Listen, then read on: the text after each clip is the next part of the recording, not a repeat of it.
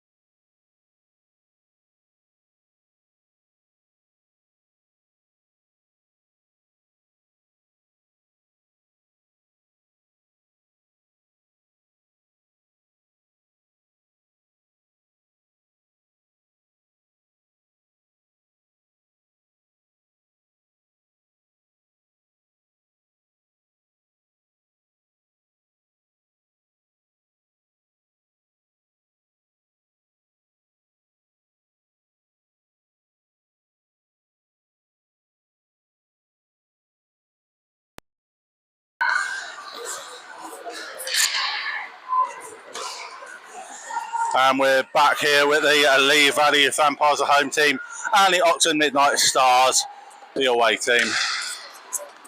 South match up. Different leagues though. Both WNIHL 2, but the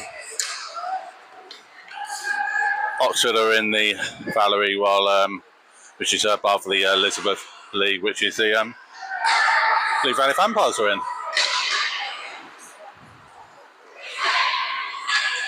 In net for the Vampires we have Abby Owen, and in net for the Stars, Sophie Fisher.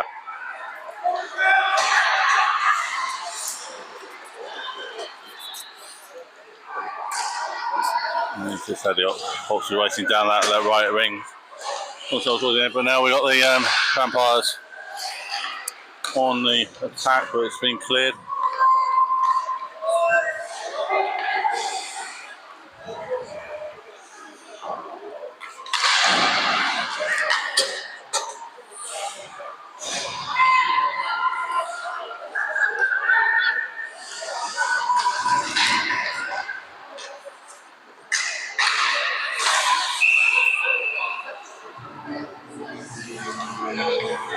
Referee Lee Young has just blown the whistle. I believe it was probably an offside, but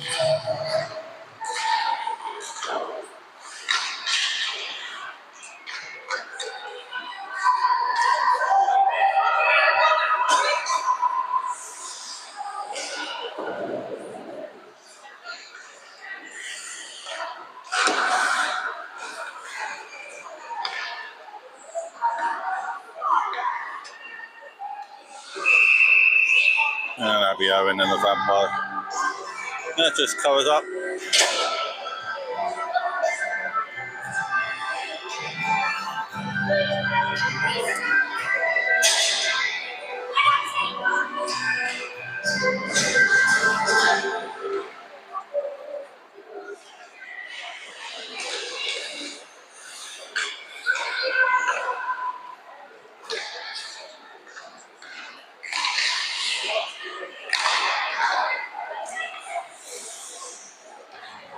Oh, the yellow player taking up the left wing. But Vampire 71 Ellie Kimmer taking the puck off her. I was trying to clear it, but didn't make the blue line, so Oxford back in. It's up to 62. That to me possibly went near there, but it was waved off. But still a good chance there by something older Wink and Parry, would be.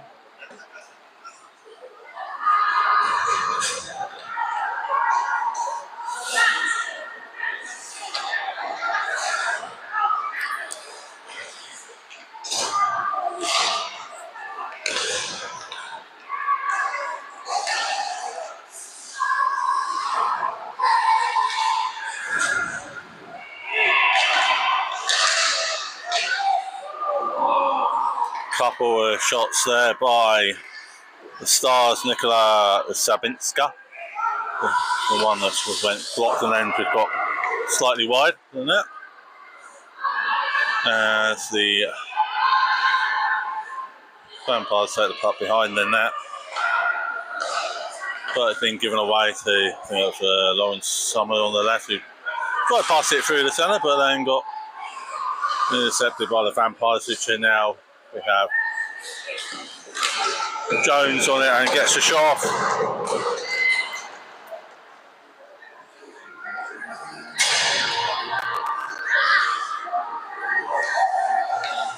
So, got Timmy Jones getting the shot off save.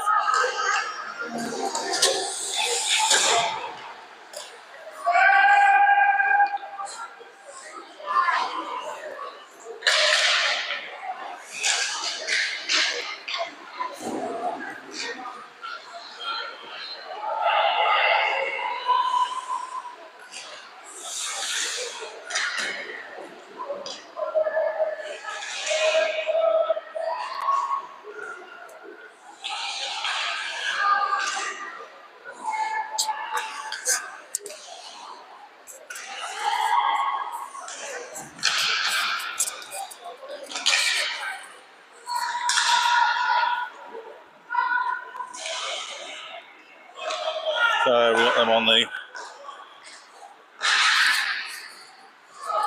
the attack there.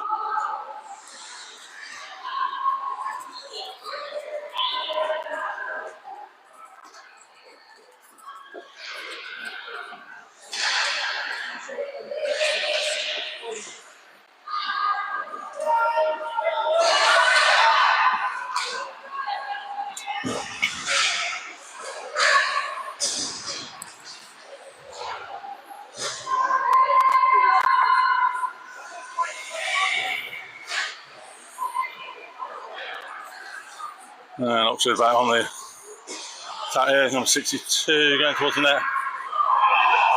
And scores. With about 5:51 left to go.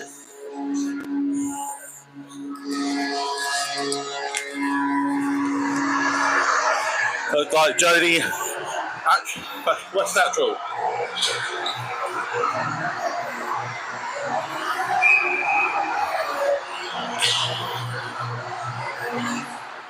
That's 1-0 to Oxford.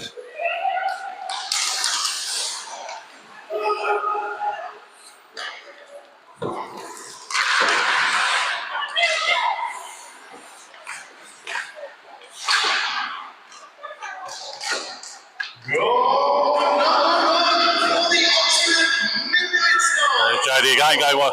The goal.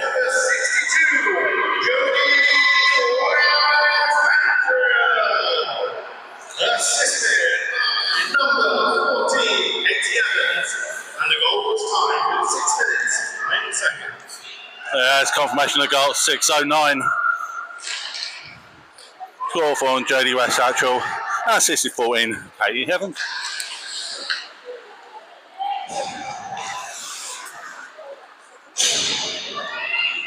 Umpire's back on the attack, they just went round the ring, but it came out of the zone, so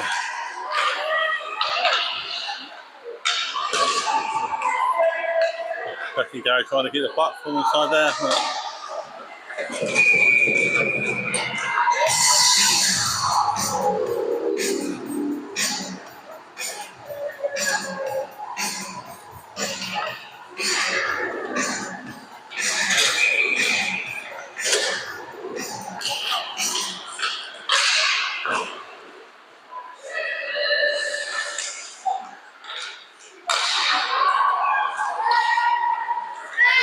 It's Sophia for a check. Alright, all pass away, nice move there, not to net. And then slots it into the net. That's now 2-0 to Oxford. That was a nice move by Sophia Fadchek along the short of the ice, staying by a couple of players and then scoring.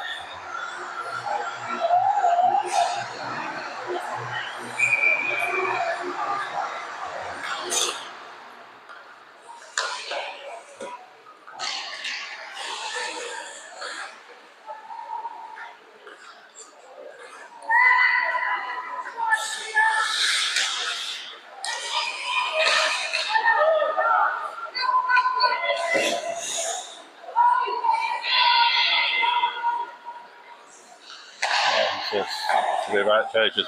Passing on the net. Goal number 2 for the Oxford Midnight Stars, scored by number 17, Sophia Fadchek. Goal was unassisted and timed at 8 minutes, 19 seconds. There's confirmation of the second goal. 18-19. Fadchek unassisted.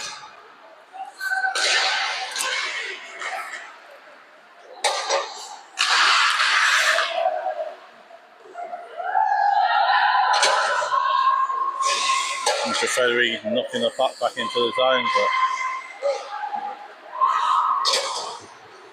and we've got Jody West Actual again, and that's a goal.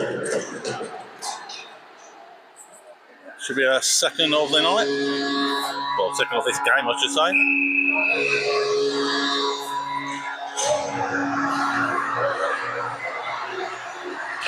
Uh, 3-0 with 1:52 left on the clock. You probably think Oxford have got this now wrapped up, but especially at the running clock as well. Goal number 3 for the Oxford Midnight Stars.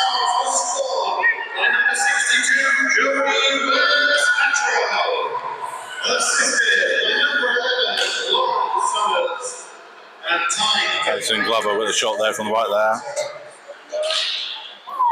But yeah, confirmation of the goal from Jody, and has assisted Lauren Summers.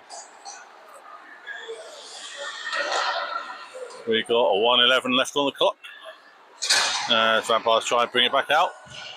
I mean, if they're quick, they could have a bit of a break here, but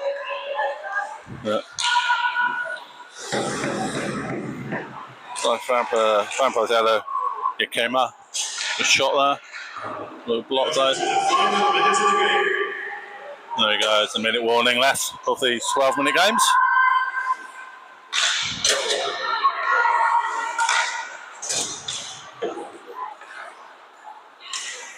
Yeah, Sophia Fadchak just passing back behind the net.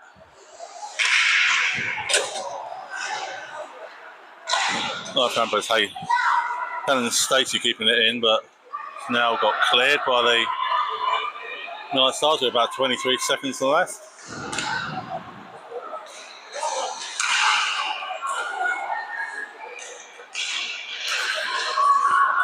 Come to number 14, who's on by her own there, and that's Katie Evans, who has slotted it past Abby Owen in the net to make it 4-0 and say like a few seconds out, probably let the clock run out, I would think.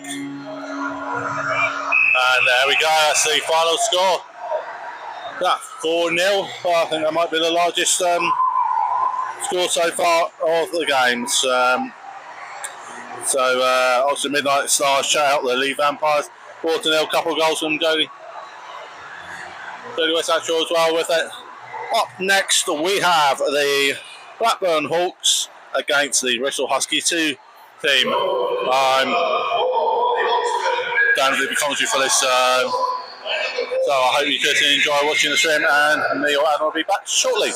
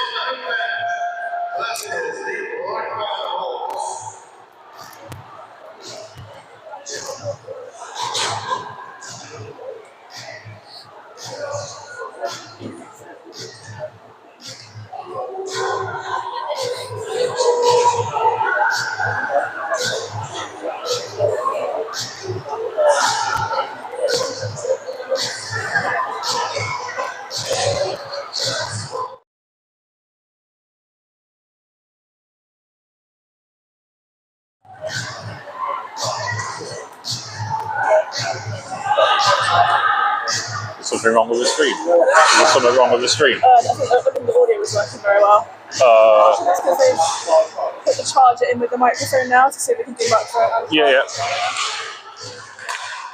I'll try it now. Welcome back to Planet Ice Bristol, I should say, as we have this game for you between the Huskies Div 1 and the Blackburn Hawks.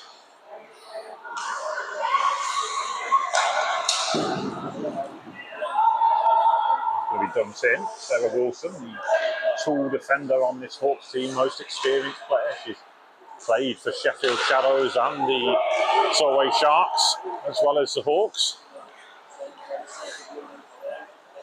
Shot comes in. Oh, there's a nice little dangle there before Katie Fairclough released the shot, almost like she was playing in slow motion. She slowed the game right down. Preston Jono's line out there now, and from the draw it will come out to Jess Turbeck.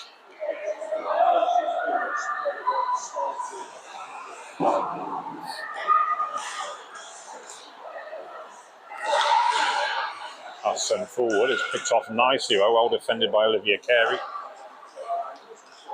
Shot comes in from Abby Mercer, but comes onto the near side. Hope Corson sends it round the boards.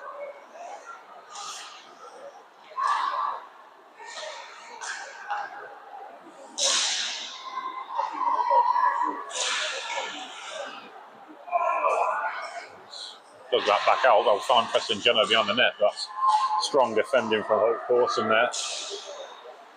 Jenner again will turn one way in the net. Nice little flick on the backhand, but it cuts through the slot and out again. And Bristol are able to clear. Nicely chased down by Molly Houghton. Preston Jenner back the other way. Good challenge coming in on that far side. Preston's been brought down. But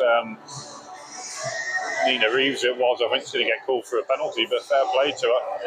Coming up against a player who's much taller, stronger than her, and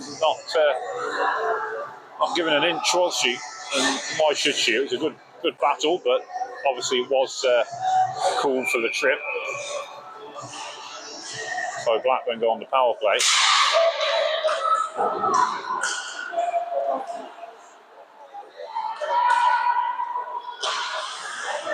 Up to the point, fired and charged down. Will come out of the zone. They'll have to delay before firing back in.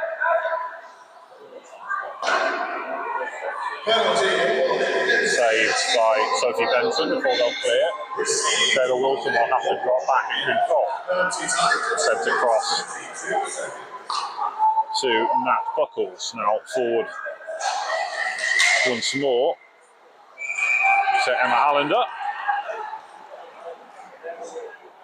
That will allow both teams to make the change. About 15 seconds left then on this Blackburn power play. Face off over on the far side. Fairclough with the draw, back to the point from Wilson, fires in and just wide of the goal. Huskies kill that one off then. Reeves will go straight back to the bench, and that will allow Amelia Worth back on the ice.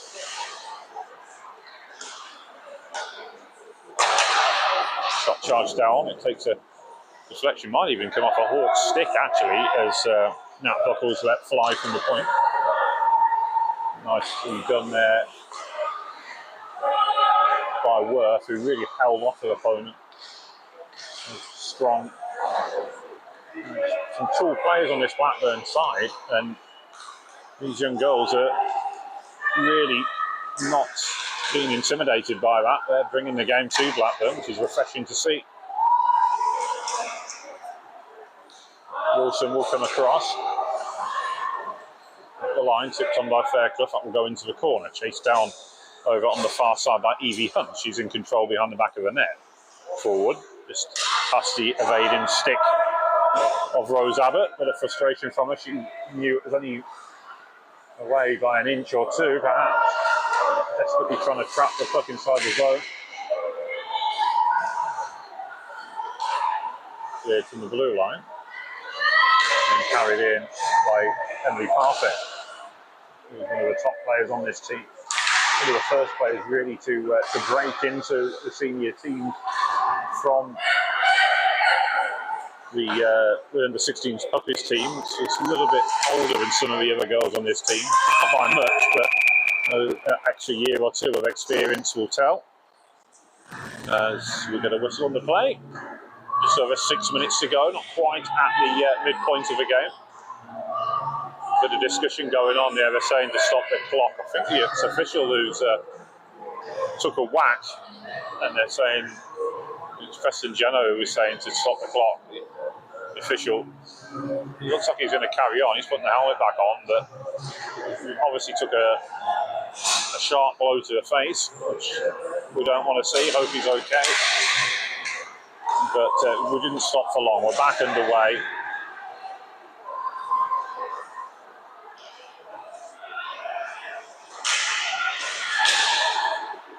Strong play on the far side by Jess Turber. Now, Emily Parfit, good hands from her as she looks to carry it out. Still Parfit, evading that attempted poke check coming in from Mercer.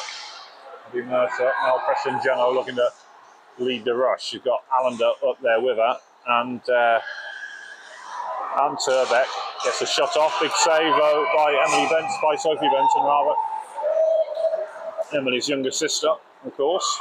Emily the defender on the elite team, and Sophie the goaltender on this Div 1 team. 5:22 left then, still goalless. Good draw by Alyssa Harris. Shot with a bat to goal from Rachel Pearce, who is an experienced captain. Nicely burst through there. Glove save, really strong glove save. Holly Hudson, I think it was, broke free there. And did well to fend off that defensive challenge. Still got the shot off, and that's almost a good turnover. In fact, it will be. Well done, Hudson. She does well a try into the corner, but enthusiasm and tenacity forced a turnover. Nina Reeves over on the far side couldn't hold on. Will be controlled by Ruth Leopold. Leopold again runs it off the board. Sarah Wilson comes across and will clear.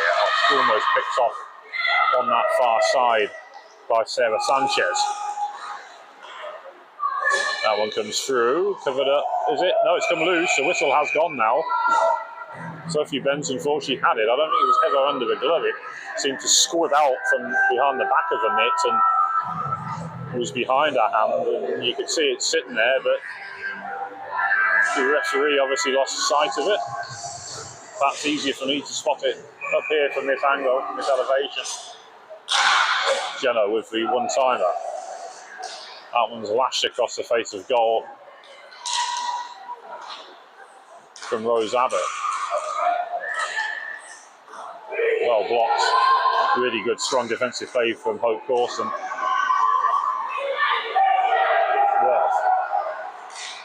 Grabs a shot just wide, but I mean, after that took a nick off the blocker. But Amelia Worth with that sharp breakaway. Again, some really nice silky hands from her. But no, in actual fact, it was Evie Corson with the nice hands. It was looking to dish to her line mate. And there's a player gone down in the corner there.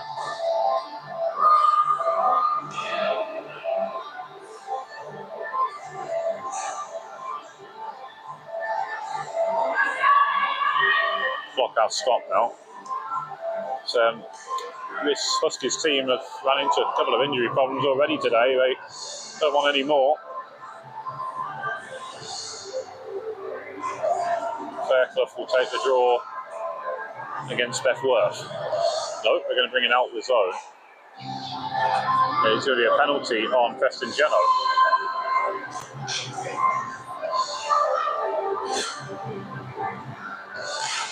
Good draw from BWIHFT. Shot from the point from Molly Houghton. BWIHFT again. With hands from her, she tries to ride that challenge coming in by Freya Broom. Now the Hawks looking to break out. Broom will blast it clear again. Nice stick work from Evie Hunt, who trapped that one and prevented it from going the distance. And Allender forcing the turnover. But Olivia Carey quick to control. Then they one-timer from Fairclough, but she's just been robbed by Sophie Benson. She should get 5 to 10 years for grand larceny for that save. Incredible.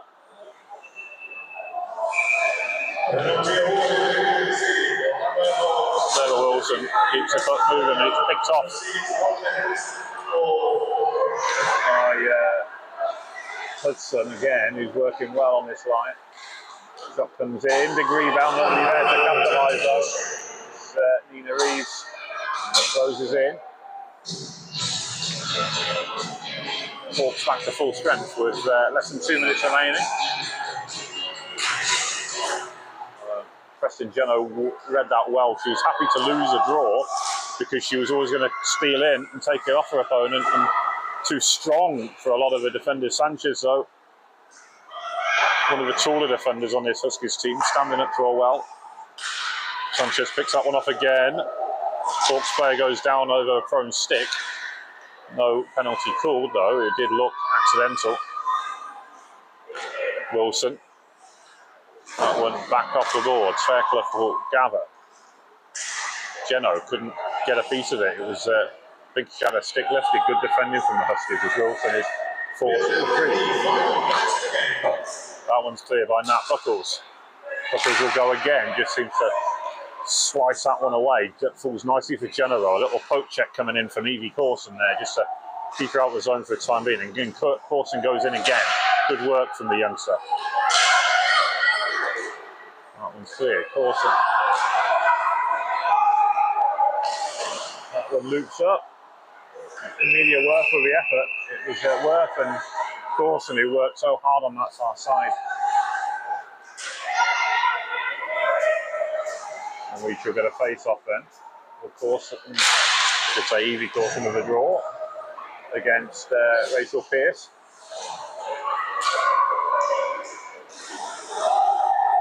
Just about sat on the blue line. Ruby Riley, oh, that one flicks about the glove, but that will do it. There'll be no more time for any more action, and this one will go down in the books as a goalless draw. Congratulations to both teams, and well done to both netminders. Next, we have our next game is Huskies 2 against the Lee Valley Vampires.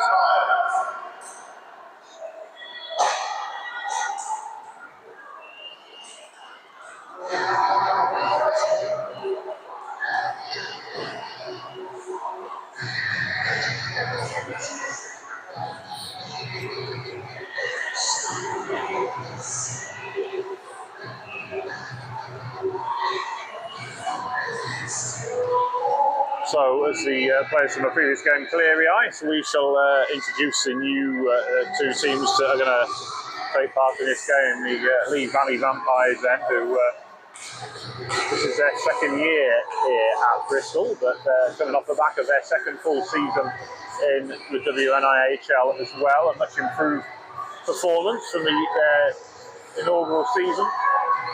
And at the other end, we have it in that lime green charity jersey, the Bristol Huskies Div 2 side. Lee Valley here with 4D, 7 forwards. We're going to start with Zanti Oldwinkle Povey, number 62. You'll forgive me if I refer to her as Zanti from now on. Zhan Zhang at centre. And then wearing the red gloves Well, that is Zanti, but the third member of this line is number 28, Temi Jones. Stacey and Alicia So on D. Anya Tucker is on the blue line for the Huskies.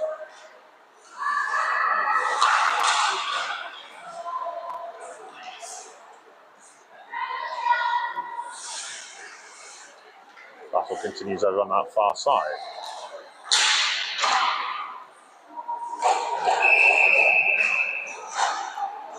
We'll get a whistle on the plate. So the Poppy Shepherd line will go off then for the Huskies. We have Sunny Cummings and Angelina Nardone on that line with her. Edith Barbanton was the other D. As following the draw. Lee Valley can't control, and it will be the Huskies who will carry out, but then Yakema will carry back in. Right, one challenge gets a shot off. And that big red goalie Mick covers that one up. Phoebe Harris with the save.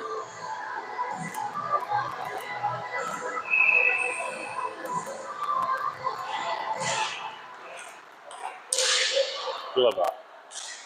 Shot's blocked a couple of times maybe, and then shot coming in from the point from Bethany Gary, a US-born defender.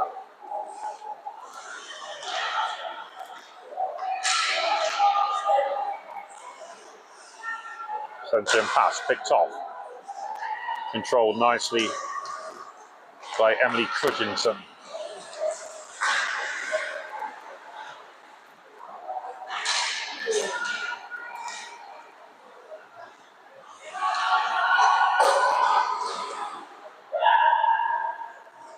Lee Valley having a lot of time in the offensive zone. They're enjoying this spell.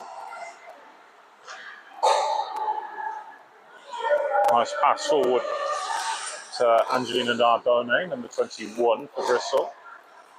Back come Lee Valley row. They counter well. Forces the save out of Phoebe Harris, who will hold on. We're going to face off inside the Huskies zone.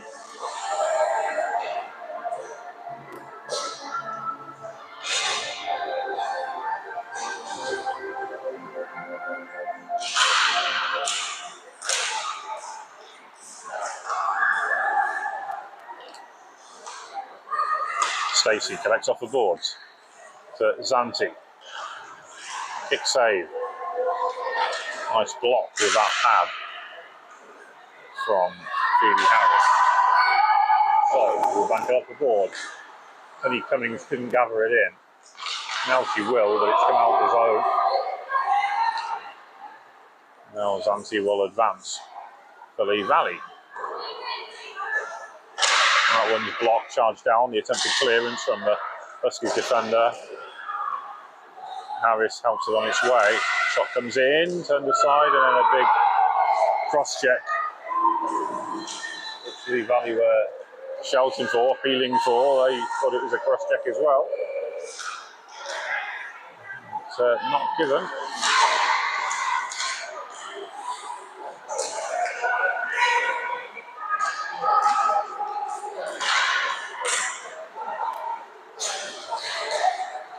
Nardone, nice pass out wide. It flicks off Erin Walker's heel and back towards a Lee Valley player. It's Zantia once again, but then controlled by Nardone, who rides the challenge coming in from Helen Stacey.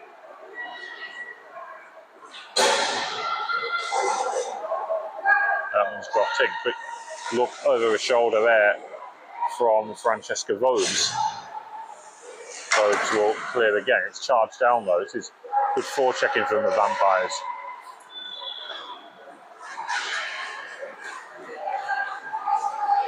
Gary takes it down.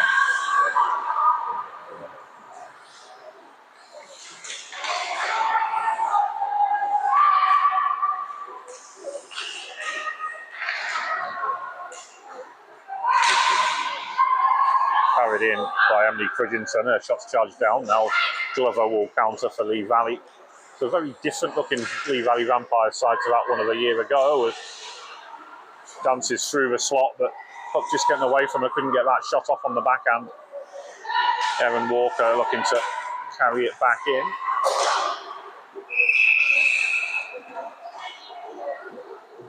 As we'll get a whistle on the play.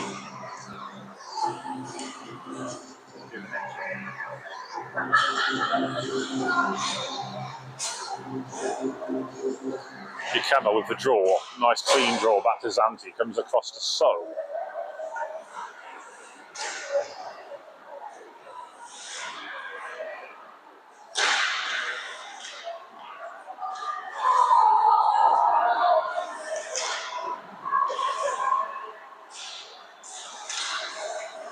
So once more. Ikema. Vampires enjoying a lot of ice time in the offensive zone as we pass the midpoint of the game.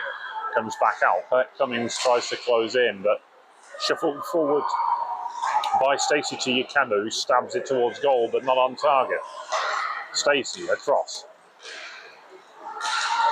Harwin comes in again, shot on the backhand, just wide of the target.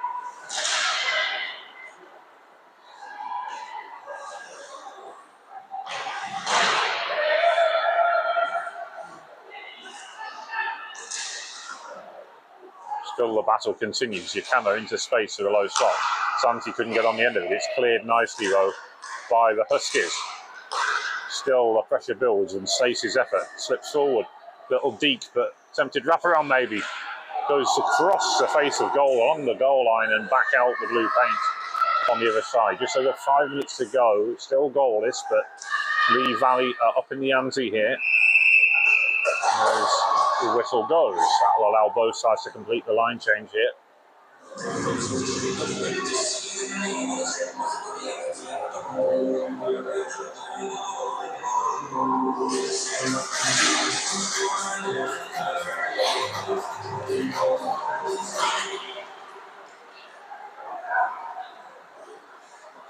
one comes down.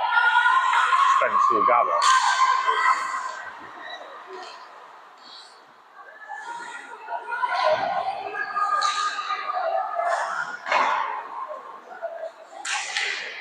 Back to centre red. Shots charged down. One just shot wide though by Christina Martinson. Now Nardone the other way for Bristol. 4 minutes to go. Still goalless. We've got a lot of goalless draws today. Shows you how close these teams are. We noticed last year the games were much more evenly contested. There was no one-sided scorelines that we've had in previous years. And this year seems even tighter still, with more teams involved. Save will be made by Abby Owens, the real character in the game. Not only has she got the bat ears on her helmet like the rest of her teammates, but she also plays with a cape, really hamming it up for the vampire theme. Just don't give her any garlic. And that one across. Will be kept inside though, so we'll gather.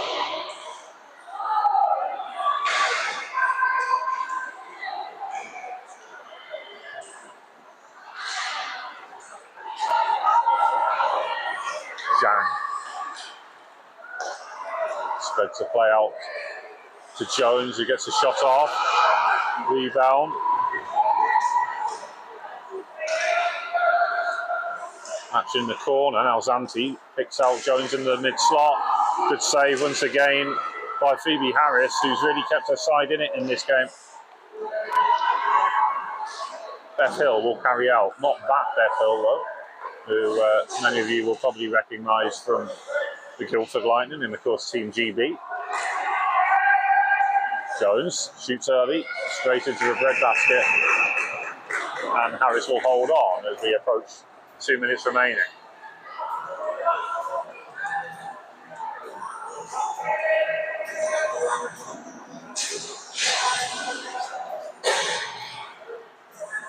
Ikema with the draw, gets the return pass. We'll try and switch the play out to our left, but only lime green jerseys in the way, and Eva Wyatt will carry out.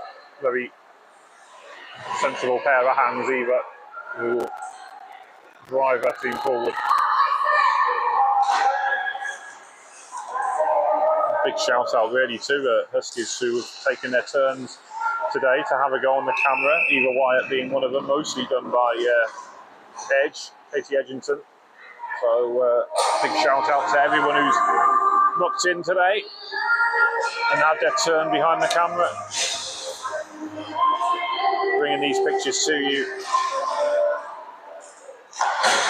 Stacey, that one's forward. Nardone will gather onto the backhand. Will look to carry out, which she'll now do.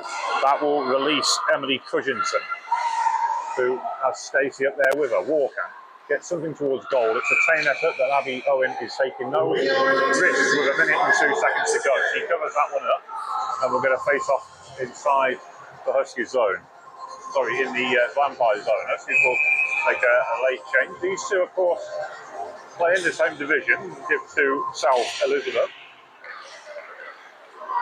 Not much between them. In fact, the year before, when they joined the league, as the two new teams, Bristol maybe had the edge in the series. In fact, with Jan can't control. Honey Cummings looking to drive her team forward. 25 seconds to go. Jones looking to counter the other way. Maybe one last push here for the Vampires. Zanti. Oh, that one flicked up. Off her stick. It was off Tanya Tucker. It looped over the bar with 10 seconds to go. That should just about do it, I would think. And this one's going to go down in the books as another goalless draw. And indeed, that will do it then. So, next up, we have the Oxford Midnight Stars taking on the ice cushions. I'm going to hand over to Andrew Day for this one, and I'll see you all later.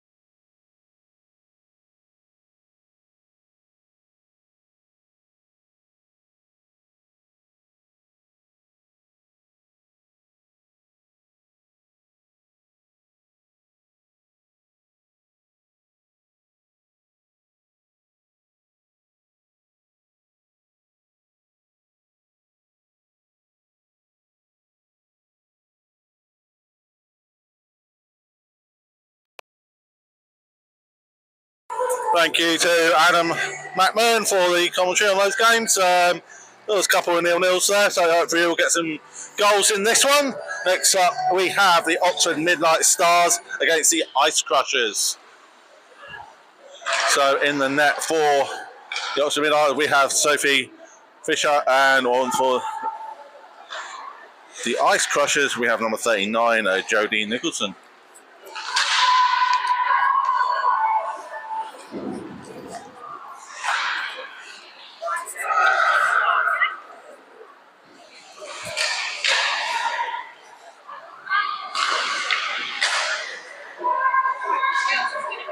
We're up to the pressing already.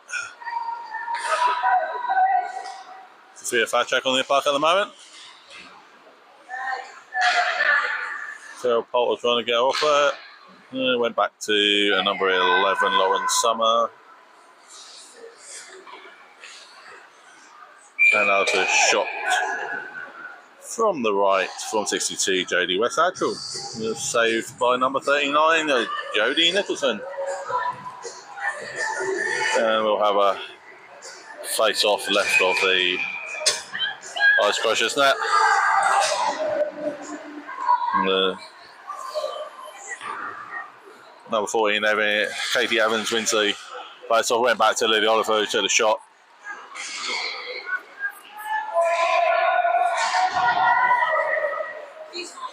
Lily fighting for the puck down the net there.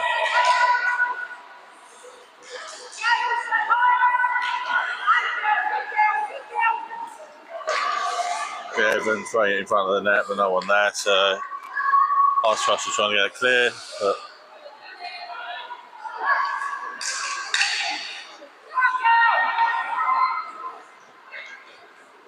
Roman Coles for Oxford bringing up.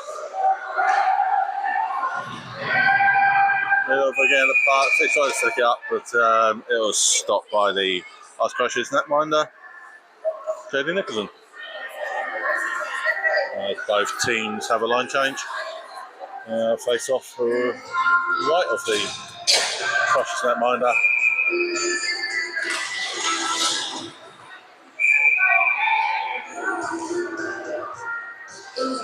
It looked like JD Westhouse will got the puck towards the net, but it was easily covered by the netminder. Another face off between JD Westhouse and Amber McDermott.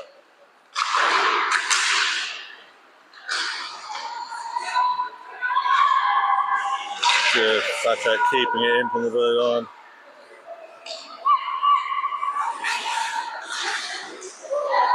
course, the ice from number 22, Oxford, Nicola Zetska, who reached alongside, who took the chance, but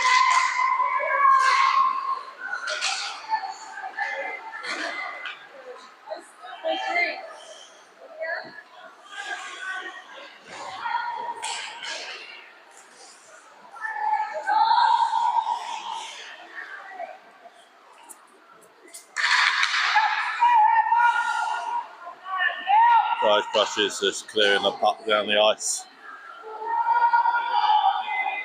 If you're just joining us, there's no icing in these games and they're 12 minutes long. That's a round robin of 66 games, and then the top 4 will go through to the semi-finals tomorrow. Sophia Thatcher got a shot and blocked by Jane Nicholson.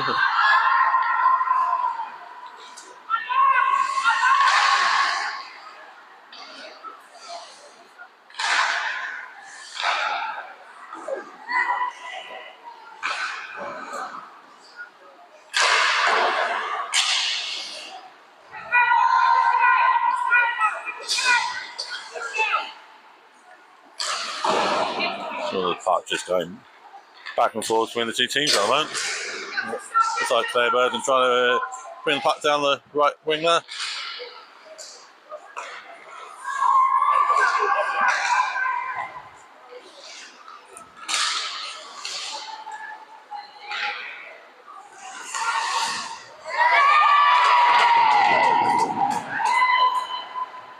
Went across there to Kay Evans, who got a shot off, and there's a glove save from the Ice Crushers netminder Jay Nicholson. So we've got a face off left of the Crushers net. Kay Evans winning the face off.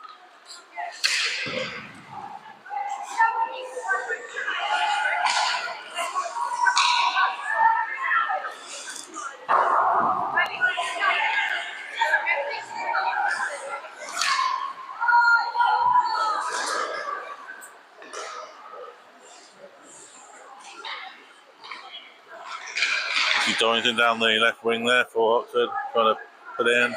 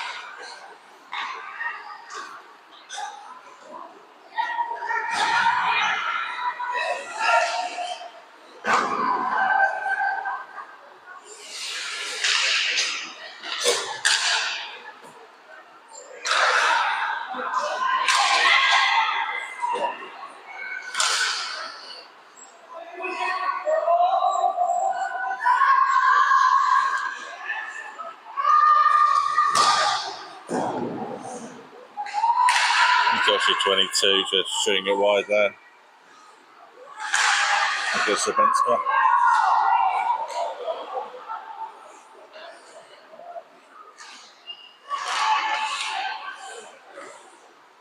I'd say like Oxford's probably had a majority of the game, but it's still 0-0, so could go anywhere. We have about 5 minutes left of the game at the moment. As Joe Nicholson makes another save for the Ice Crushers, and then another face off this time right to the goal.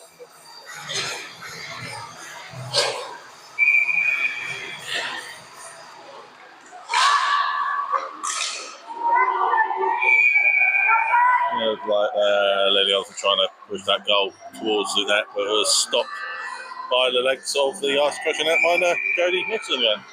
Another face off.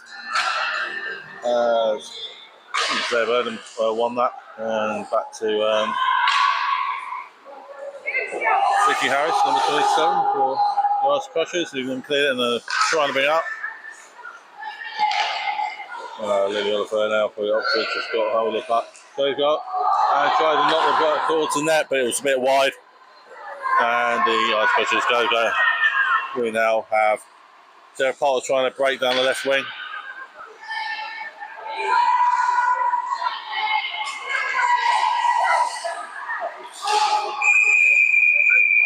And the referee's called offside there. We'll have a face off at the blue line.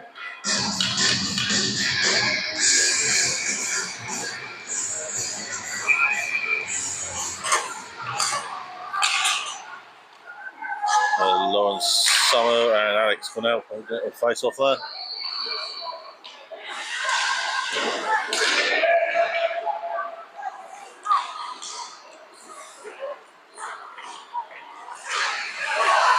Also trying to get in the net, but she was stopped by number 2, Sarah Taylor of the Ice Crushers. The Ice Crushers are made up of a number of players from different teams. Sarah Taylor plays for Southern Hamilton, for example.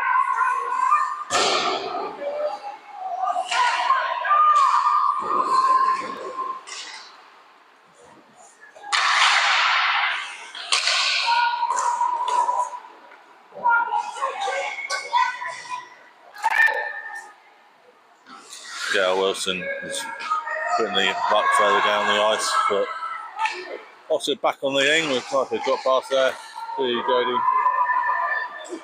If that's true, but puck's been taken off, and then we've got Amber McDermott on the left wing taking that up. It's gone across to 80.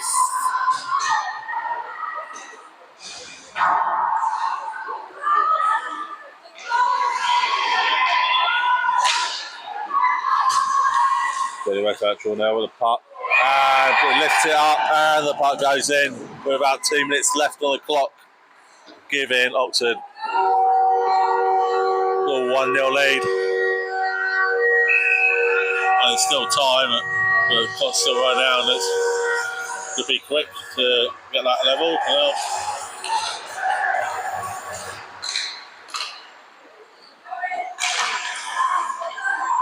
It's Kate Evans, Amber Madonna, the centre face off there.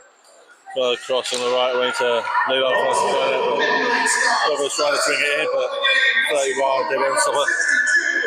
Jodie West,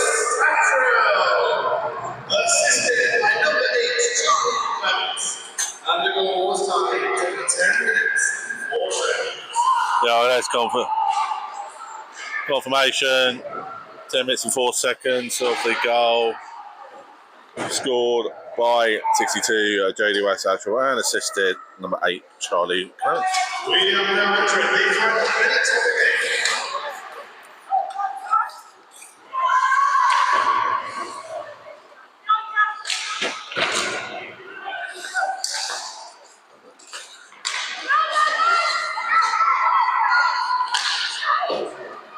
game. Yeah, 40 seconds left on the clock here. Yeah. Archwright is trying to get back there. Shot with Sarah Poulter.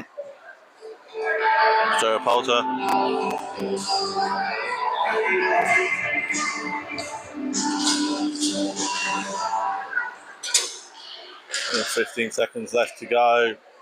Oscar's trying to push for that equaliser.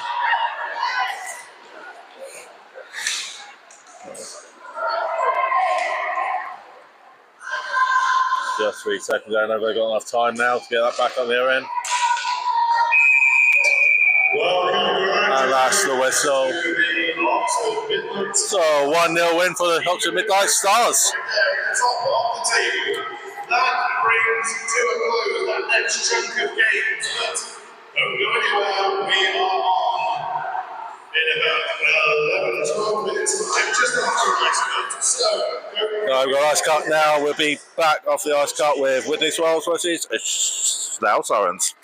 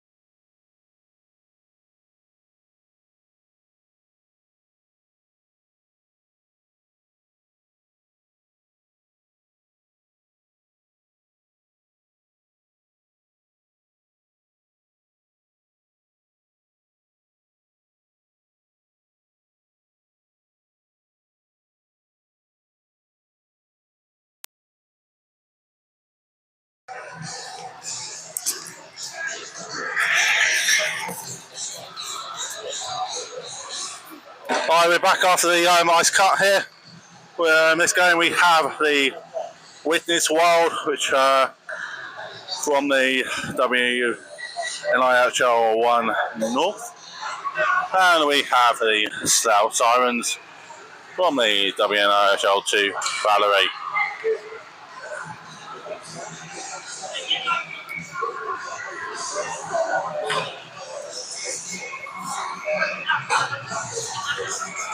In net for the Wild, there's Stephanie Drinkwater, and for the South Sirens, we have Helen Oates.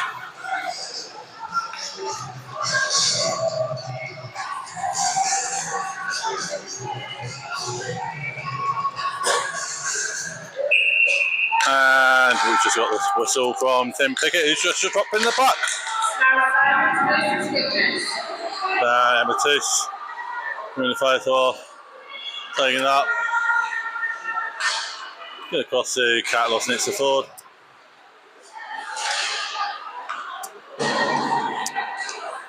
But the Wild have cleared it down to the other end of the ice.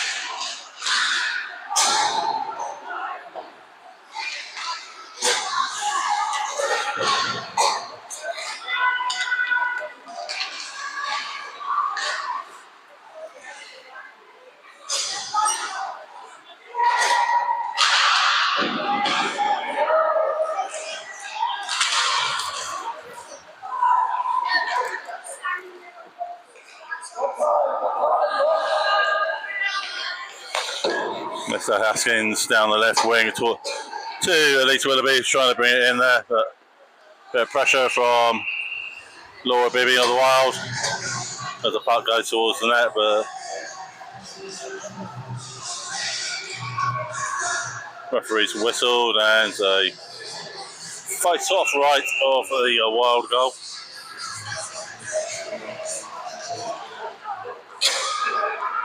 Bob Alder back on the face-off.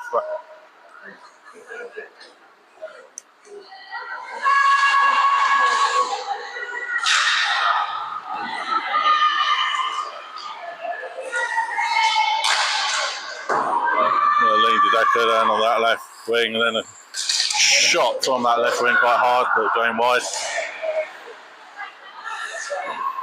We only had a couple of minutes of the period.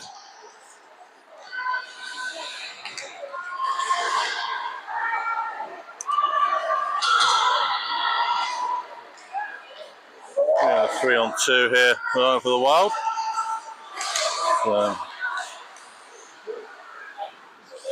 That's what Fleming and putting it across to Lean Dedecker there, but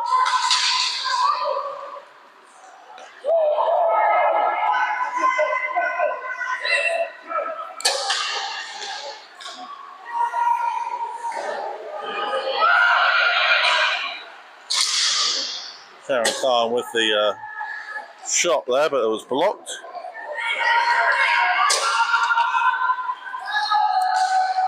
And the mine going back to the puck. Plus Tara Obama going behind the goal. And Tara's bringing it back up on. Not sure her own play getting in the way there. And it's lost the puck. Well, bring it into the attacking zone for them.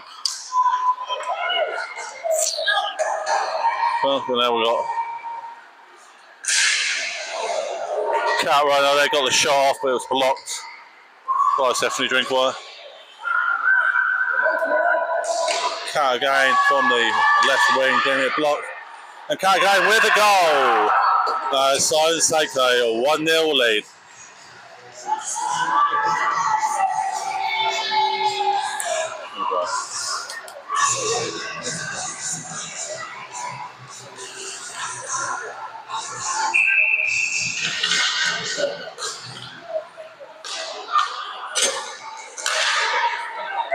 We'll just wait for the confirmation of that goal.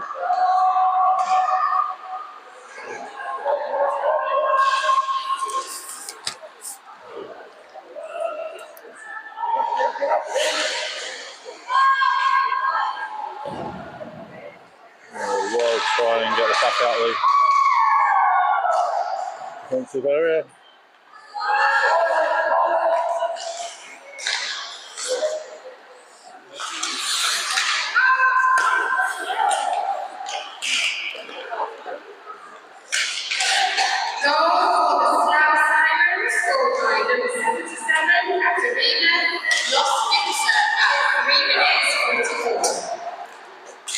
There are confirmation at 3:44. Catalyst Nissa with a goal. No assist though on it.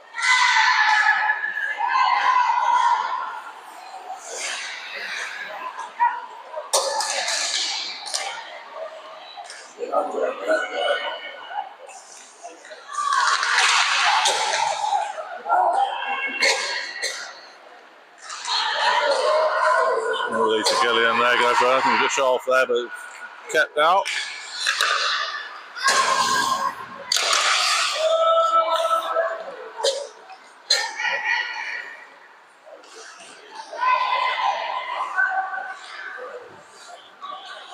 Well, Bibby there, everyone moved down, but then it's now been cleared by Siren.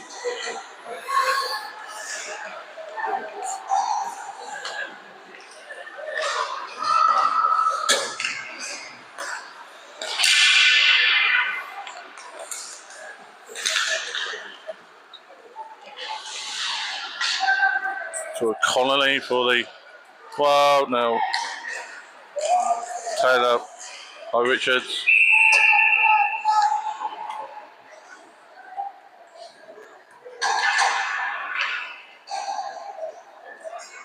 The refs are blown up. Face off right over the net. Number 2-3, Catherine fell on the face off. Looks like Wild won it. And looks like Charlotte O'Hara putting the puck towards the net, but it was blocked by Helen Oates in the net. Paintball out fighting for the puck there for the charge, getting it out. Awesome. Helped by Catalyst Sister to get her own. She's going to tap, but she's got two players. She goes by them. She shoots. Bit blocked by Stephanie Dringwater. Well, they'll get it out of the area, but then Ella Martin has thrown the puck back in. But it looks like majority of the south side on the line change.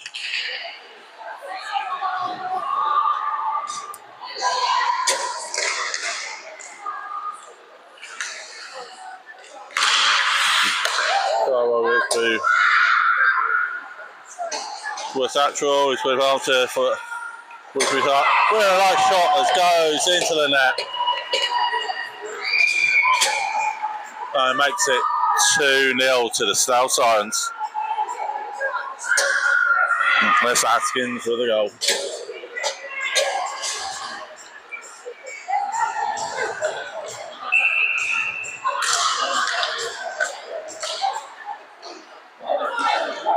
Go for a central race off, go across the pass on the left wing. Goal number 2 is now Sirens, scored by number 43, Esther Haskins at 7:32. Yeah, 7:32. As I said, goal awarded to S. Haskins. Make it 2-0. And it's Esther on the puck right now. Go on that, but will try to be cleared by the Wild, and they have got it cleared to the centre ice for the tire about back towards them, but then we're back with the Wild. Wild on top with a shot that's just gone wide.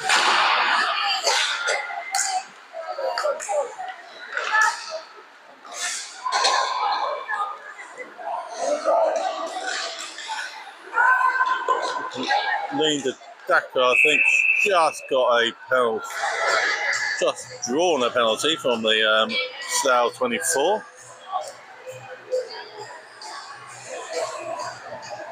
which is Sharon Khan. That puts the Witness Wild on the power play.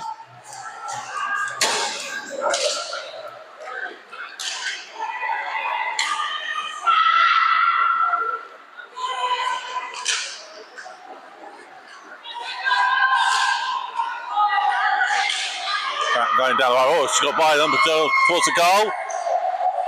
Gone by there, mind. The puck's still loose, but no, it's now covered now.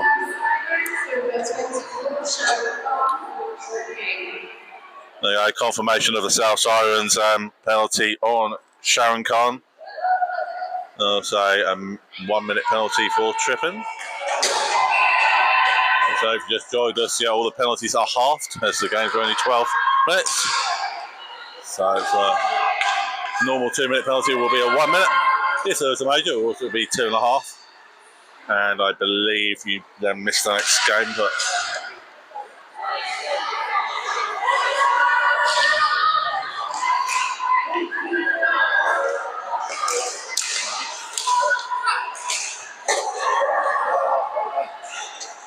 going down the right wing, cutting in. Well, that looks like she's been tripped in front of the net, so it looks like the penalty going to the Wild at the moment. Looks like number 73, who is Catherine Fell. Didn't see any symbol from the official, but we do have the South Sirens on the power play with less than a minute now. Looks like it'll be back with about 4 seconds after that, so Dal could just kill this off if they wanted to.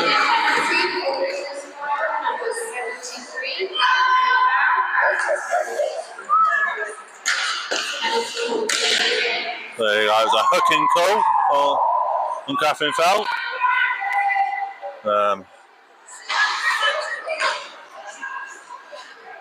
So it looks like that's pushed it towards the centre of the ice, but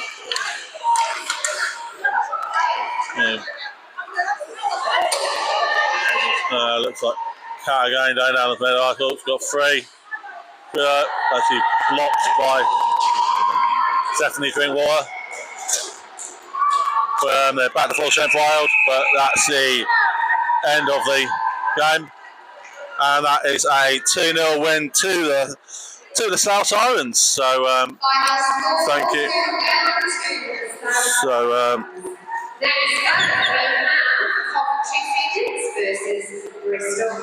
as the announcers just said, next up Coventry Phoenix v the Huskies Elite Team, which I'm handing over now to Adam Ackman for some further commentary.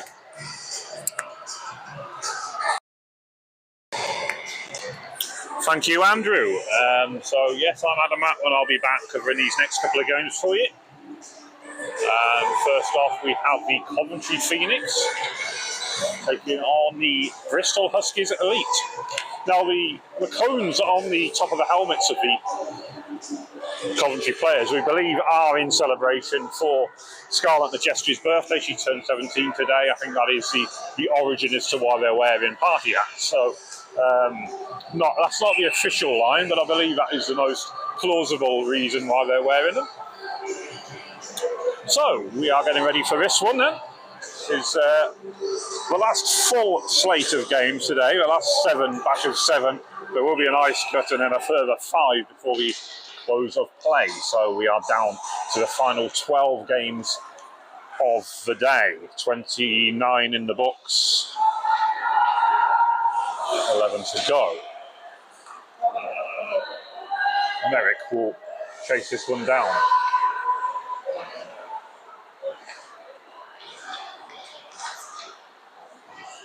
Banked off the boards. Server Bagnall will clear. Forward towards Calypso Skellerat.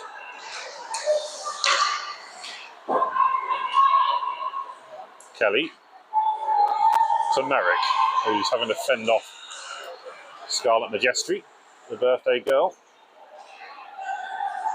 Over on that far side. Huskies having a little bit of difficulty in trying to keep control as Coventry will push out.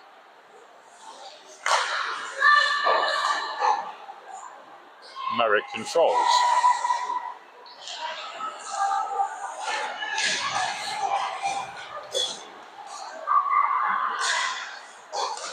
Taylor. Stellar Arts can't control. And that one comes through. It'll be grabbed at the second attempt by goalie Maxine Hancock. 90 seconds or thereabouts in the books. Still goalless. Coventry have been the goalless draw specialists today, but I think if they were to hold this Huskies team to a goalless draw, that will be the result of the tournament so far, as Paula Beckett will push out.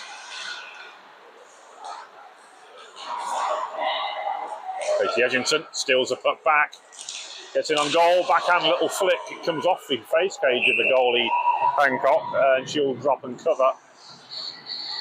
And now we'll get a face off inside the Coventry zone.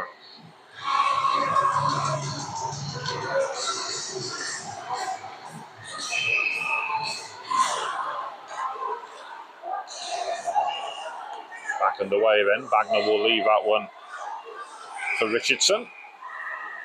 Back to the point, and Benson, who fires in.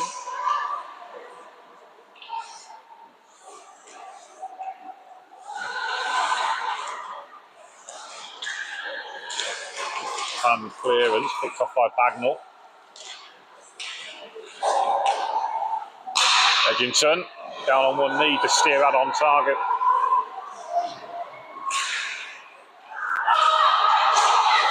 Good work there by Paige Green. Edgington will follow it into the zone. Scarlett Majestri just about bundles it over the line, and that will set Barbara McInnes away down that left wing side. Taylor chases into the corner. Majestri's tapping a stick forward for it. He'll receive. Controls, rise the challenge, but it's picked off by Paige Green once more. Good poke check by Majestri.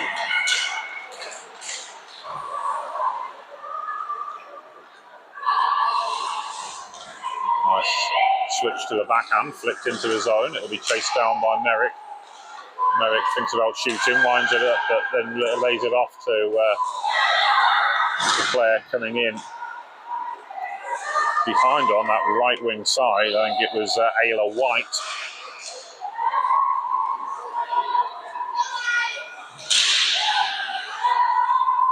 One's cleared. It's Becky Inca.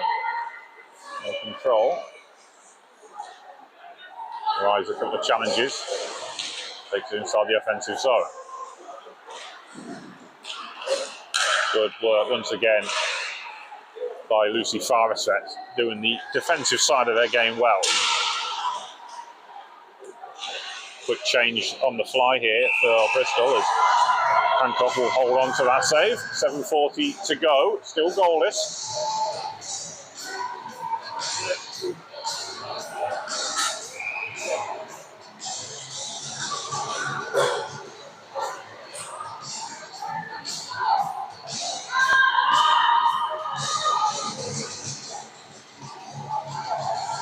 Officials want to change the face-off onto the near side.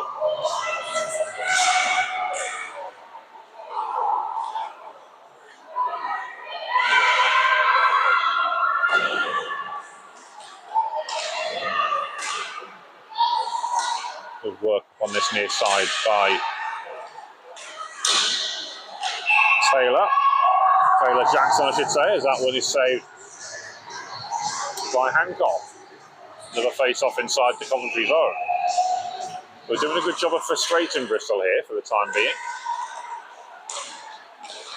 Nice hands from Misha McBean, quick feet as well to try and trick and tease her way past the Coventry defence.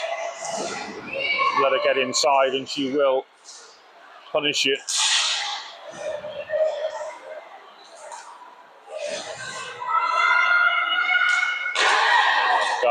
Gets a shot off and she's clattered by Skeller Arts is quick to apologise, but it's a good physical battle between those two. Both teams will now go for a complete line change here.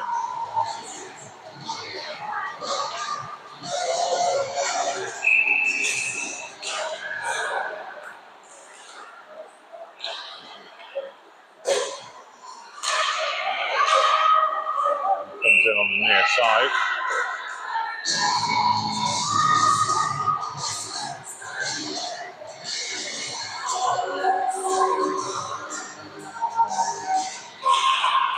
Good draw. Obviously looking to come out with it. McInnes thought about pinching in to close her down, but in the end, Ayla White was too quick for her. Nikki Blower blocks that effort. Emily Benson brings it around the boards. Controlled on the far side by Martina Churanova. Check born forward.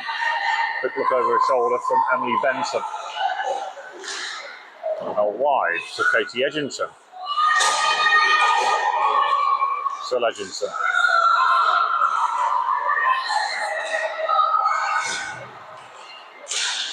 Across to White, shot blocked. Sarah Bagnall it was who got in the way of that. Another shot coming in maybe from Edge, but no, it's blocked, and then Ayla White with a follow-up. Once more though, Hancock proving a difficult player to beat. We've got another face-off inside the Coventry zone. Becky Osmond's line out there now for Bristol.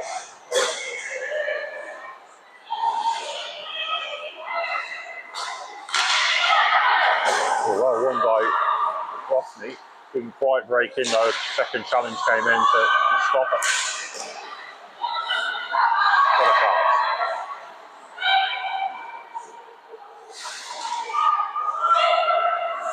McBean. Wide now to play on the far side. For Merrick.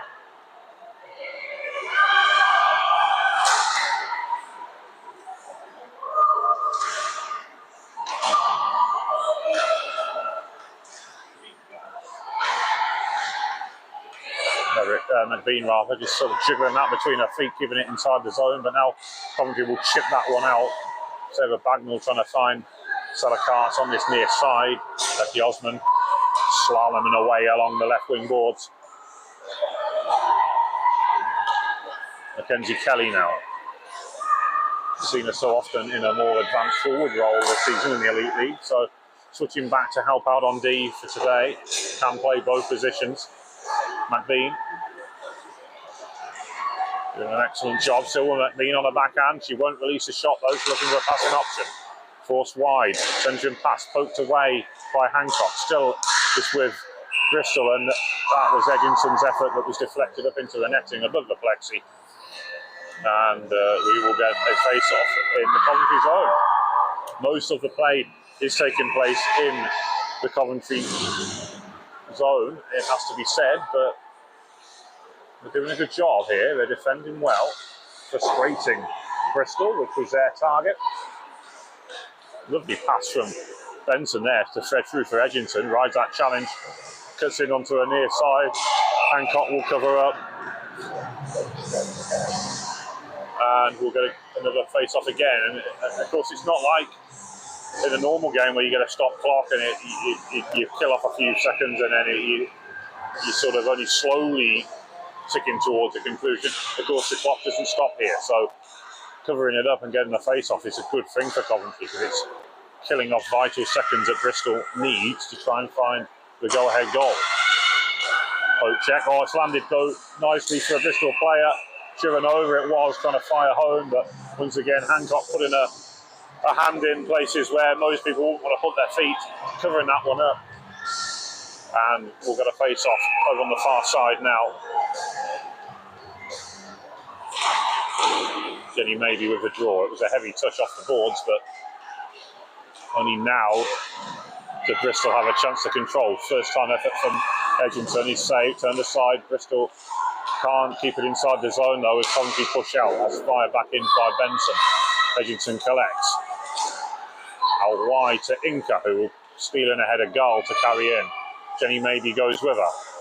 Bounces off Inca, in fact, who just stood her ground, too strong for her opponent there.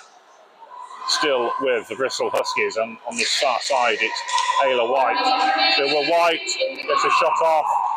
Another good save. We're inside the final minute. We'll get another face-off inside the Phoenix zone. Both teams making some personnel changes. It looks like at least 4 players changed for the Huskies there, and maybe just 1 or 2 for the Phoenix. That one comes in, flashes wide. Phoenix will make another change. Barbara McInnes coming straight off following the puck drop. Maybe flicks it away, but not out the zone. That one will be banked clear out. And it's Lucy Farvis at who charges this one down. Gets a shot off, comes off the board. So this is a rare foray forward for Coventry in this game. But they're doing a good job of keeping the puck where they need to. 18 seconds to go. Can they hold on? McBean controls nicely. Advances towards goal. The ice is opening up for her. Can she get the shot off onto her backhand? Misha McBean couldn't get the shot off, and with 6 seconds to go, that should do it. And the Coventry Phoenix have come away with a famous point here, and you can see what it means from the celebration there.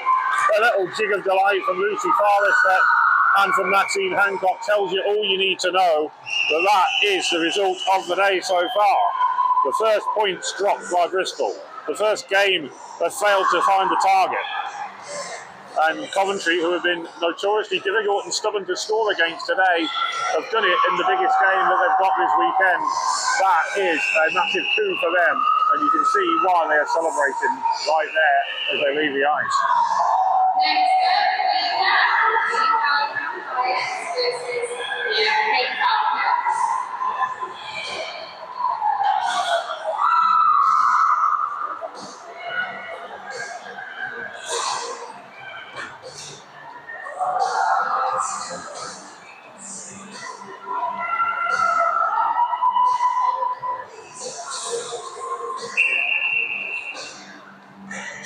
Very quick turnaround then. We are ready for the next game. The Lee Valley Vampires playing in white and black against the Milton Keynes Falcons in purple and black.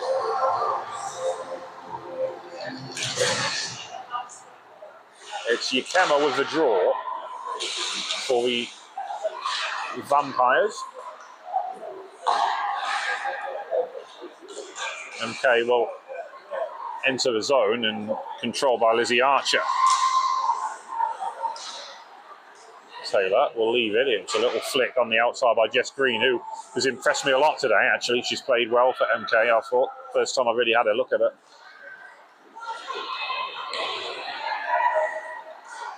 Controlled in the corner. Zanti Oldwinkle Povey.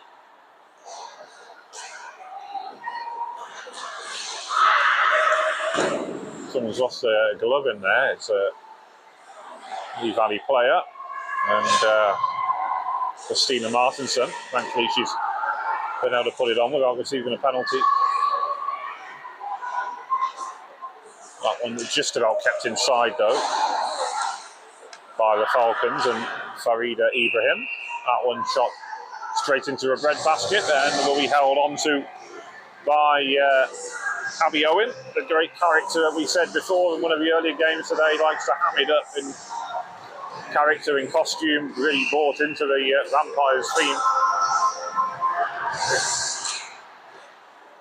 And, well, the Vampires really need to show their bite going forward in this game. I think they need to get some goals and make sure that they take maximum points. But MK are not going to make life easy for them. This is predominantly their Div 2 side that's here.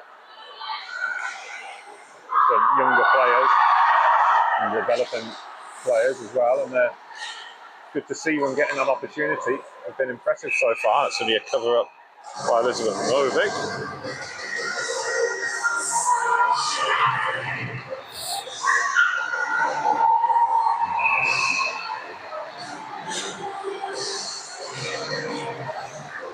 Draw. It's the Falcons who will carry out, and on that far side is Freya Poole, a really talented youngster indeed.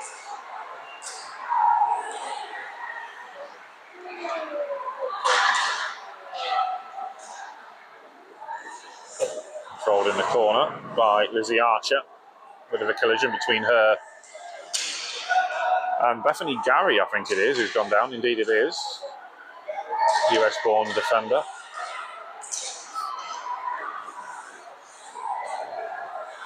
That one goes across.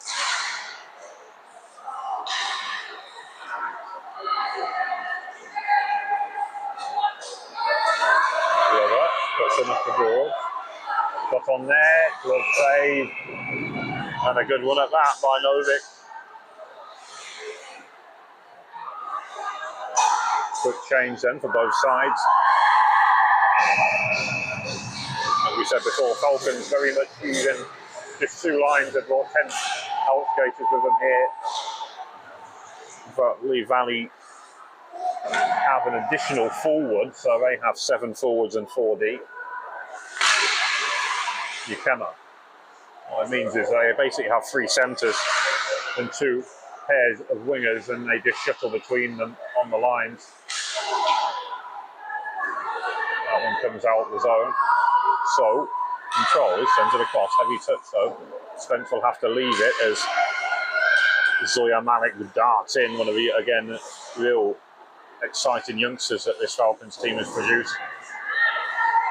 Jones carries in, nice defensive play from Ruby Roach as she cuts across the pass. Zanti on the far side. Ruby Roach once more sticking with her. Zanti can't control, she's brought down. And we'll get a whistle on the play as Novik covers up. 7:30 to go then, still goalless here.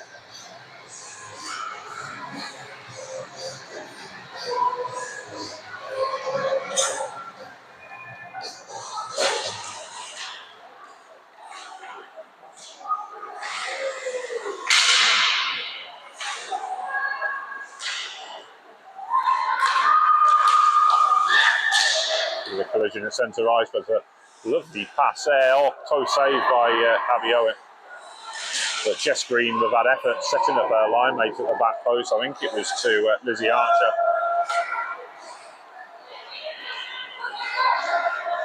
Gabriel.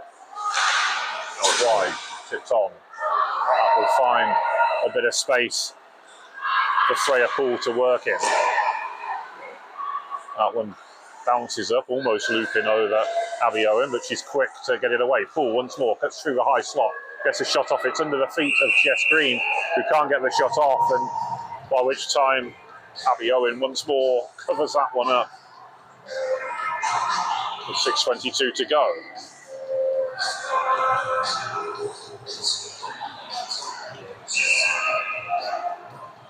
Face off over on the far side.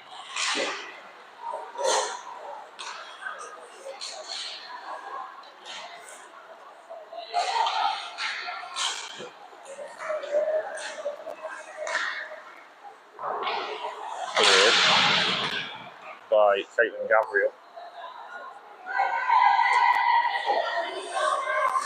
Over this near side of Jones for the Vampires. Gabriel will go in deep into the corner to get that one out. Back off the board, picked off by Zanti. That one sent through. Turned aside by Novik.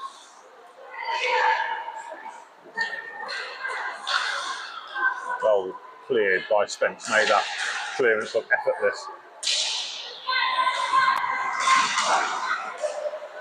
Late shot, kick save, comes back in. Once more, Novik doing a good job, turning it aside. A little over 5 minutes to go. Still no score.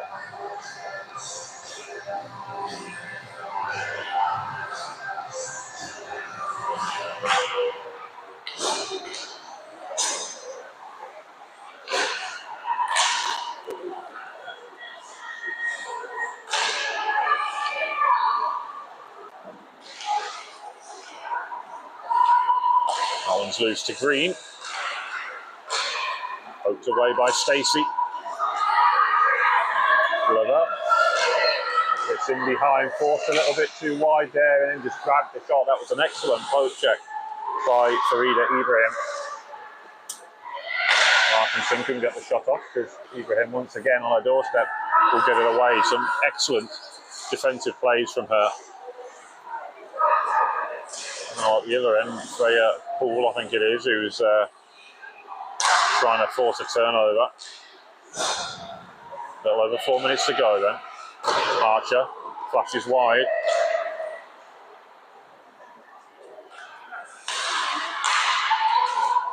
That one's picked off and cleared by the Vampires, and Ella Yakema it was who gets it away.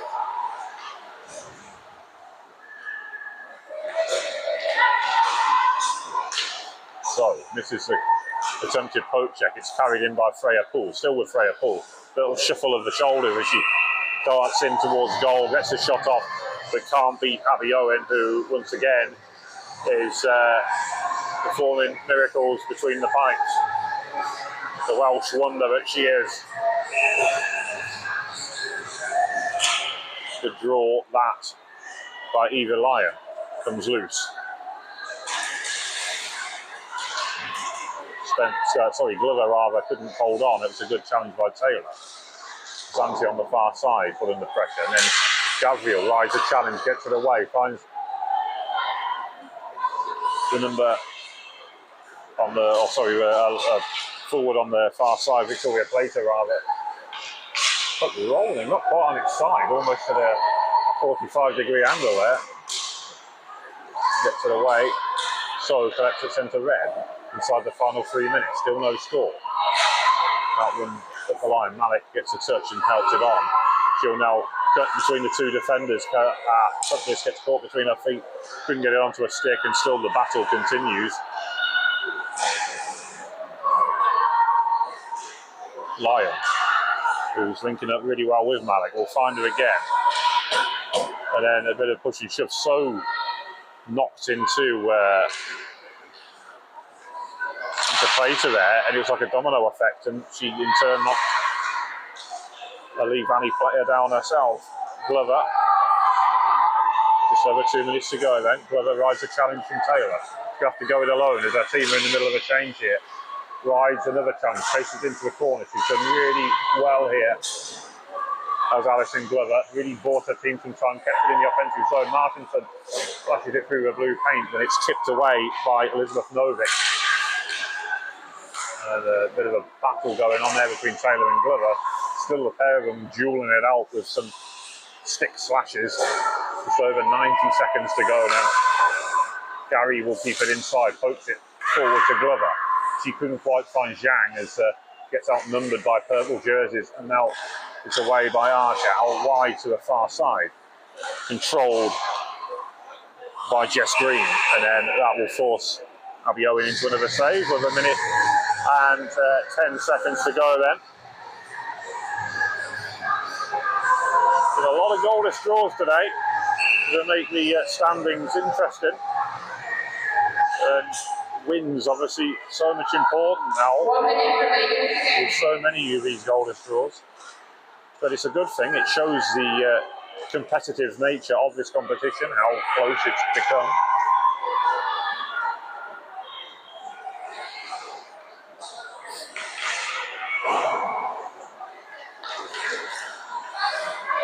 Stolen back by Yakema to Jones. It's a 3-on-1 here. They get it right.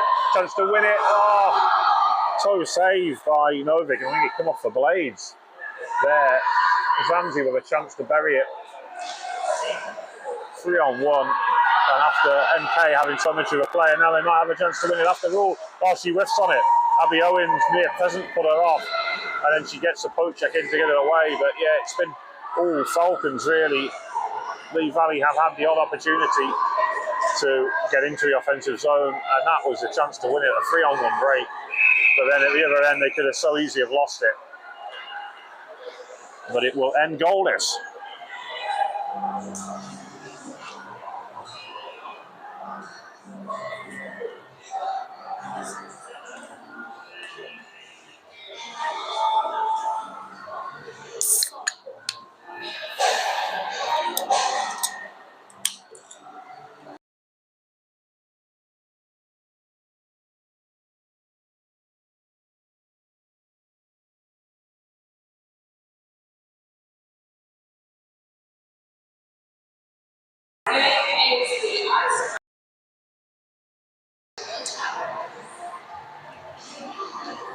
Well,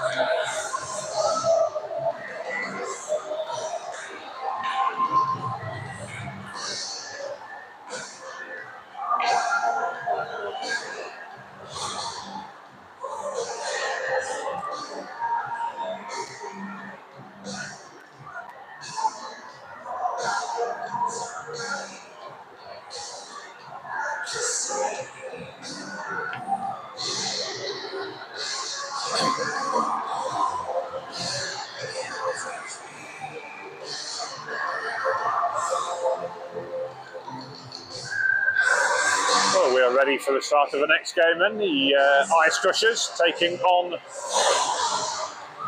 the Sheffield Shadows.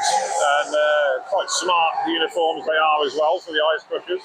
They do represent Great Britain at the over 40s category in very patriotic colours, although the socks do look more American in style, I find, but they still look good.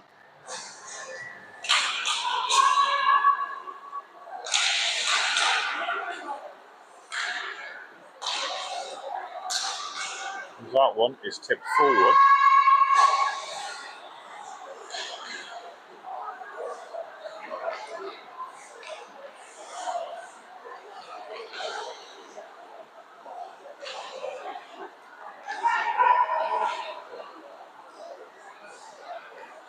Nice hands there from the Shadows. And Maddie Walker, who's already found the net today. Well, a quick skating player. That's gone in, then that's the breakthrough that Sheffield needed. They have drop points today. This is a game they'll highlight as must needed to win, you would feel.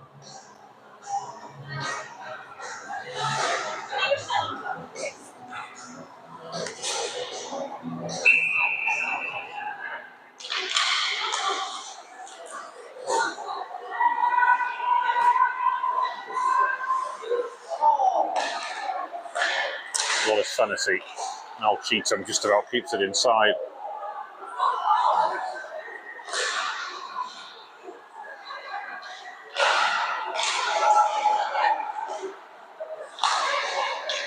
Ice Crushers having to defend deep here. Goal scored for the Sheffield Shadows at 55 seconds, scored by number 26, Hazel Wilson. Hazel Wilson was the scorer then. Maddie Walker with the assist. And Robin Wilson Barrett with a secondary assist. So, as so often happens, Robin assisting on one of her mum's goals.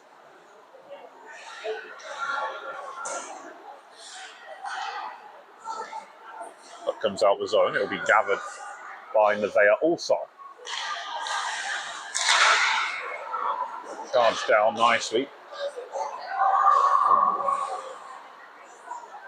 by Amber McDermott, it was.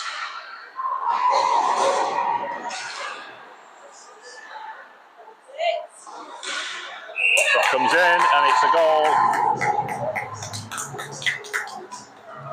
And it's 2-0 Shadows.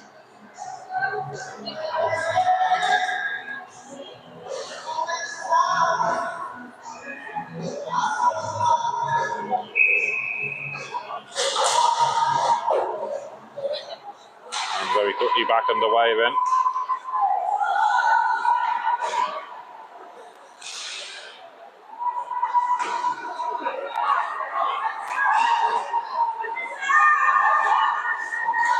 Shot comes through the blue paint, it's tipped away and helped on its way by Jess Kinghorn.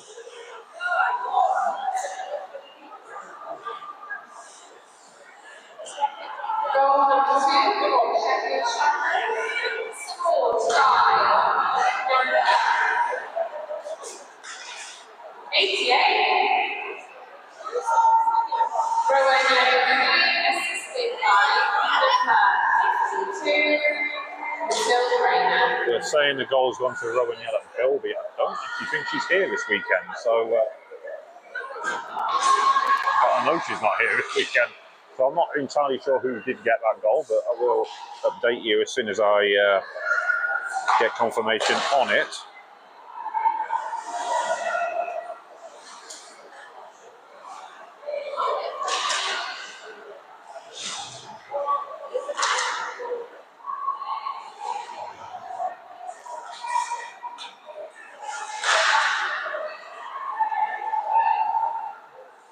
collected on the far side.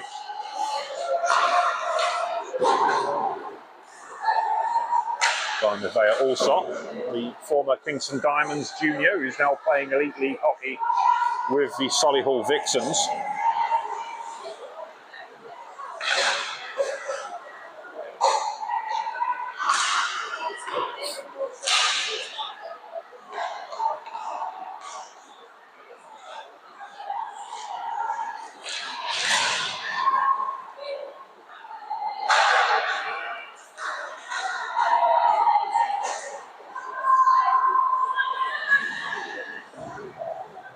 Up battle in the corner, it'll be carried out by the Ice Crushers.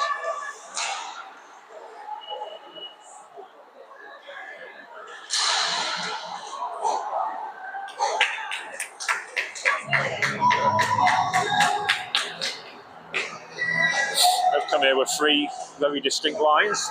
As I say, they do represent GB at the under 40s category, and they're very good at it. Has a large roster, so a lot of famous names who have been superstars in the WNIHL over the last few years. Certainly our own Whitley Bay Beacons former player and current coach James Skelton is now part of the Ice Crushers team, unavailable for this one, but she has played in tournaments recently, and a very good addition to the team that she is.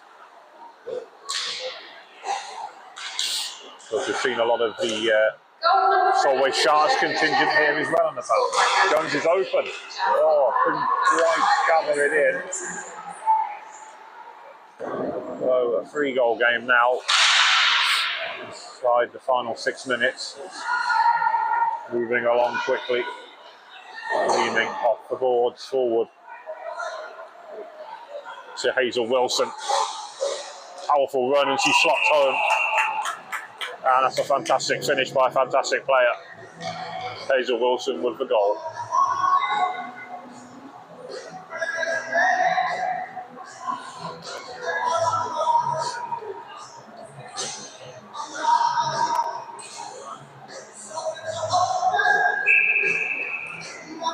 They'll make the line change there then. Wallace Sennis's line out there.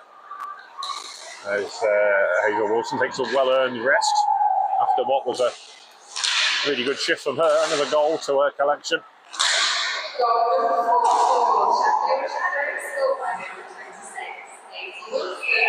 That one's covered up by Ice Crushers goalie Jodie Nicholson.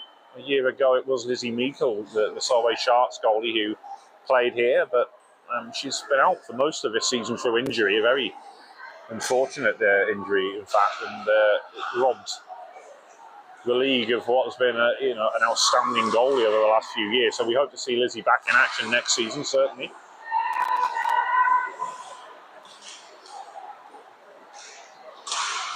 There's a bit of mid-ice collision there between the two Ice Crushers players. Shot comes in from distance from the Vaya Allsop, who's having a strong game here on that blue line.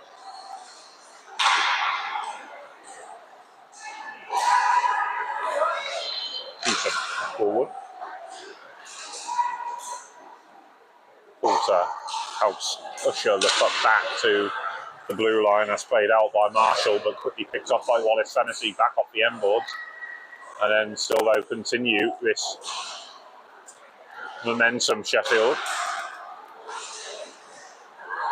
And Tilly Rayner doing a good job on that left wing on this line. Such a busy player. 3:30 to go then, 4-0 Shadows. That was a big rebound which will be covered up by Nicholson.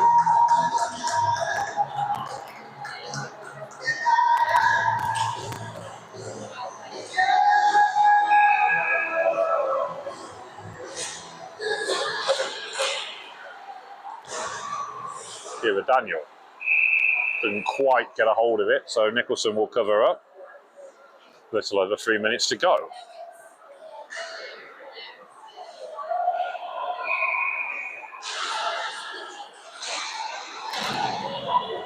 Wilson. That one's picked off and will be carried out by Gail Wilson of the Ice Crushers. Evans will chase this one down.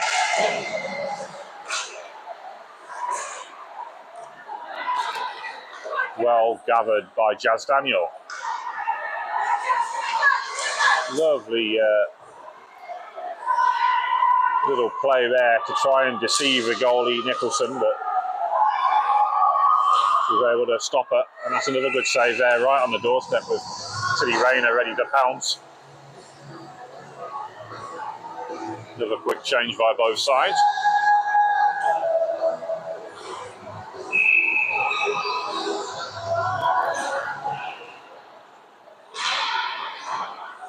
Sent around the boards, under 2 minutes to go.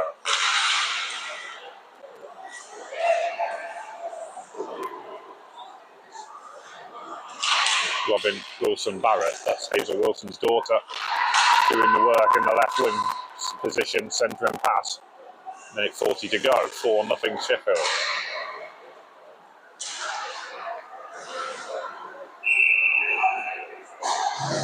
Sheffield have scored 4 already today in their first game against Huskies 2. Which, along with the Oxford Midnight Stars 4-0 win over Lee Valley Vampires, is the biggest scoreline of the day. They'll be hoping to go one better in this final minute and 10 seconds or so. Try and get the highest score of the day and of indeed of the weekend at 5-0. So it's a record they currently hold right now with the Oxford Midnight Stars. That was close. Just flashing wide. That was Athene Idiabor Moses Cheatham. Her shot is blocked. Turned aside by was it Hannah Driver who was back there, or maybe Sue Nicholson? And it was Driver. Yeah, it was Driver. Sue Nicholson, who was out on the ice. One of the real legends of women's hockey in this country. Got a glittering career throughout her history. That one covered up once more by Nicholson with just over 20 seconds to go.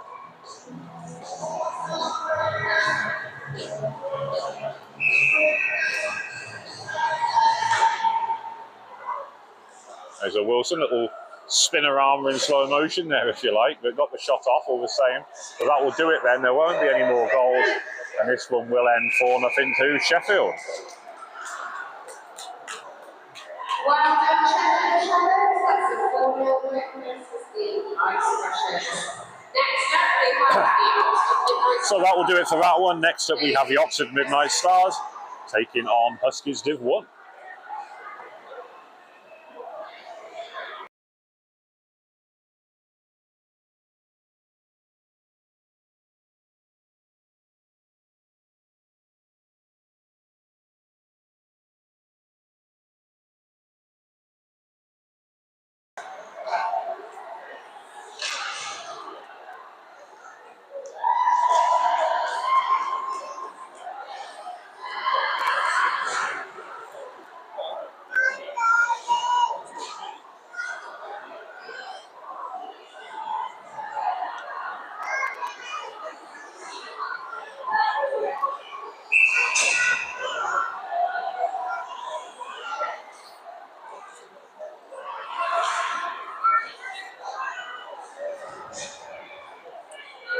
So we are ready for face-off then, and the Huskies going out with a line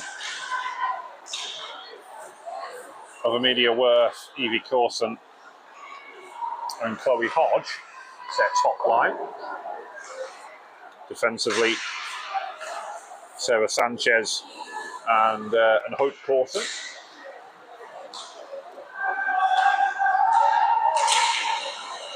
Or is it? No, it's Evie Hunt who's on that line now, on that pairing. 5D and 9 forwards. So we've got 3 forward lines and 5D rotating in.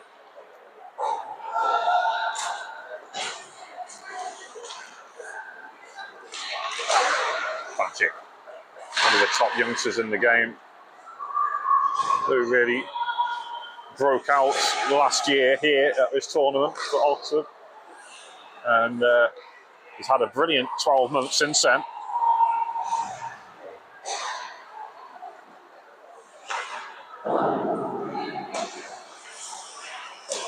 shot from the point from Hope Corson. Tasha Federer had to really dig deep to get that one away. Tries it again, but this time it's picked off by Evie Corson.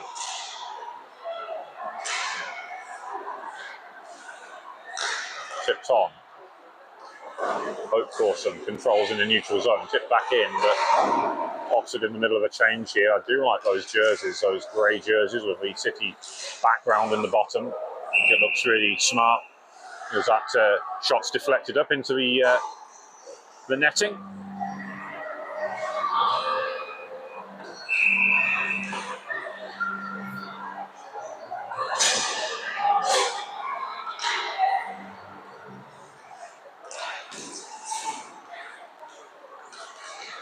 Be carried out through a neutral zone. Nicely done. It's a 2-on-1 here for Oxford if I get it right. It was the centering pass to try and pick out Lily Oliver, but it was just behind it. Was always asking a lot of her to put that chance away, and that one comes through. Sophie Benson gets it away. It stops just in the low slot, but it's blasted clear by one of their defenders. I think it was Annis Jones who got it away in the end.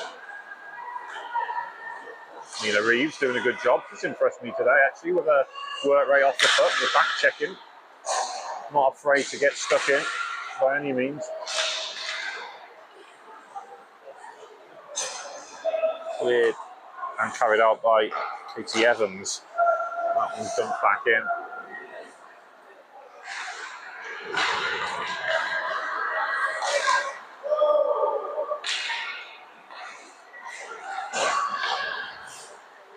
Summers controls it with her feet. It will come into the zone, but she'll have to leave it because she realised it wasn't an offside position for her team. Oh, that one's picked off nicely. There's a play out the defence, I think, from Hunt. And Summers, Lauren Summers, who's not perhaps the most illustrious background of all the Oxford Midnight Stars players, having played in the Elite League. Able to read that play well.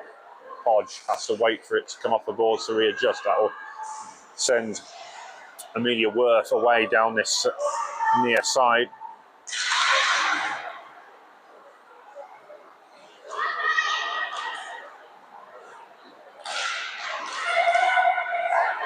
Nicely played out wide from Hope Corson to Amelia Worth. Now, the challenge going in, I think it was Charlie Clements who was the one who was challenged. She was the one up along the boards, but it seemed to me like Evie Corson, who kind of put the challenge in on her, was the one who came off worse. But thankfully both players are now back on the ice, and Corson is on control of the puck now and will release play on this near side. Chloe Hodge. This is a really talented side, one that they're hoping will form the basis of their Div 1 team if they are allowed to enter it next season, Bristol, which I personally hope they will be allowed to have. I think it will be really good for the game. It creates that pathway for Bristol to have a team in the Elite, in Div 1, in Div 2, and of course an under-16s team of the Puppies. But this team are a really talented bunch of youngsters, and it'd be great to see them grow together. They were far too good for Div 2. They were kind of forced into playing in the Elite League this year when it was probably a little bit too soon for them, a bit too early for them. But you would have to say that based on what we've seen here this weekend, this is a team stacked full of talented young players, and they should be allowed to perform in Div 1 next season, in my opinion. As that one is controlled behind the back of the net. Nice hands there once more by Nina Reeves, who continues to impress. And Reeves again, who will control, gets the shot off, chases the rebound down. It was a good save that from Sophie Fisher in the Oxford net. Oxford, one of the few rinks I've never had the pleasure of going to. I'll have to tip that off at some point. High glove save by Fisher. She'll hold on almost at the midpoint of the game. Still goalless here then, with 6:07 to go. 6:07 to go, I should say. Face off is just about won by Bristol and Alyssa Harris.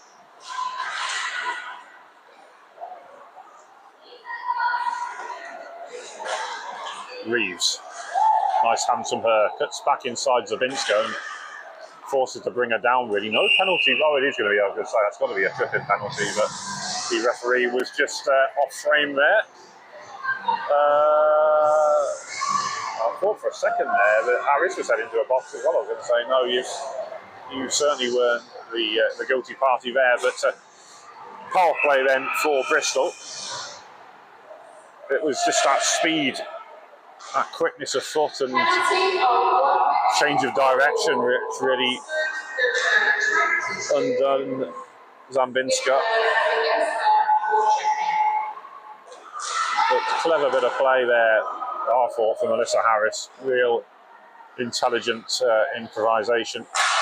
And that one's deflected up. I think it's come off the stick of Jodie West. Actually, she tried to block the passing lane and it ricocheted into the Oxford bench. Thankfully, nobody was hurt.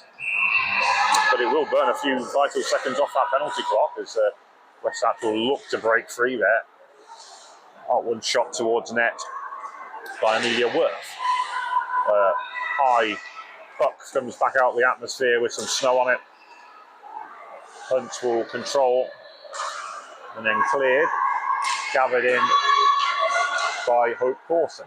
Forward now to Emily Parfit, who's another one of the top youngsters who impressed me over the last couple of seasons. Oh, sorry, that was Corson in actual fact, sorry.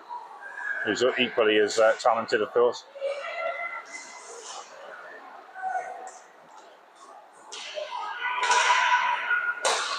Evie Hunt, what about winding one up, but real good play by Katie Evans, who was quick to close it down and was right on her doorstep inside the final 4 minutes. Still goalless here then, between Bristol 1 and Oxford Midnight Stars. Both teams have took some good results across the day so far. Both teams I would expect to be there or thereabouts in the top 4 places, along with Bristol Elite and Sheffield. Maybe one or two others might still have a say in it. Slough, for example, would be a strong guess, I would think, as that one blasted from the blue line, rather.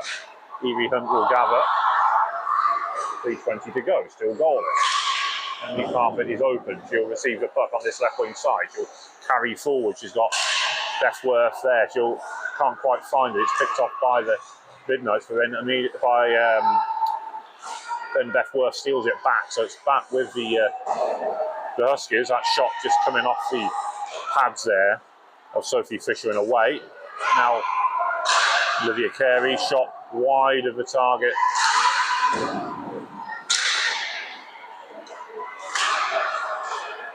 Carey again.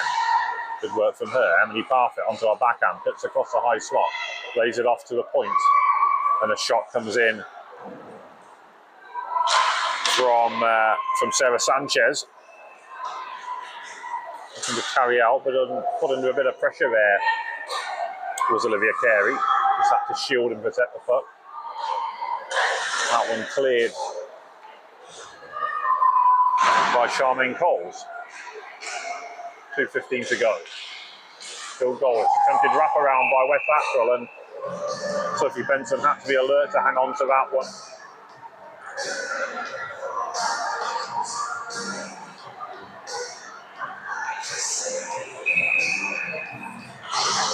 Well won by Summers.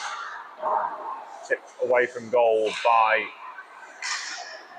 Sophie Benson.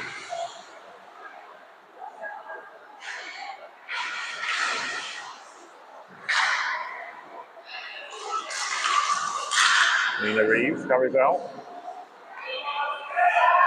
Now she'll have a second chance of doing so. A couple of nibbles on the way through. Still with Reeves though, gets a shot off.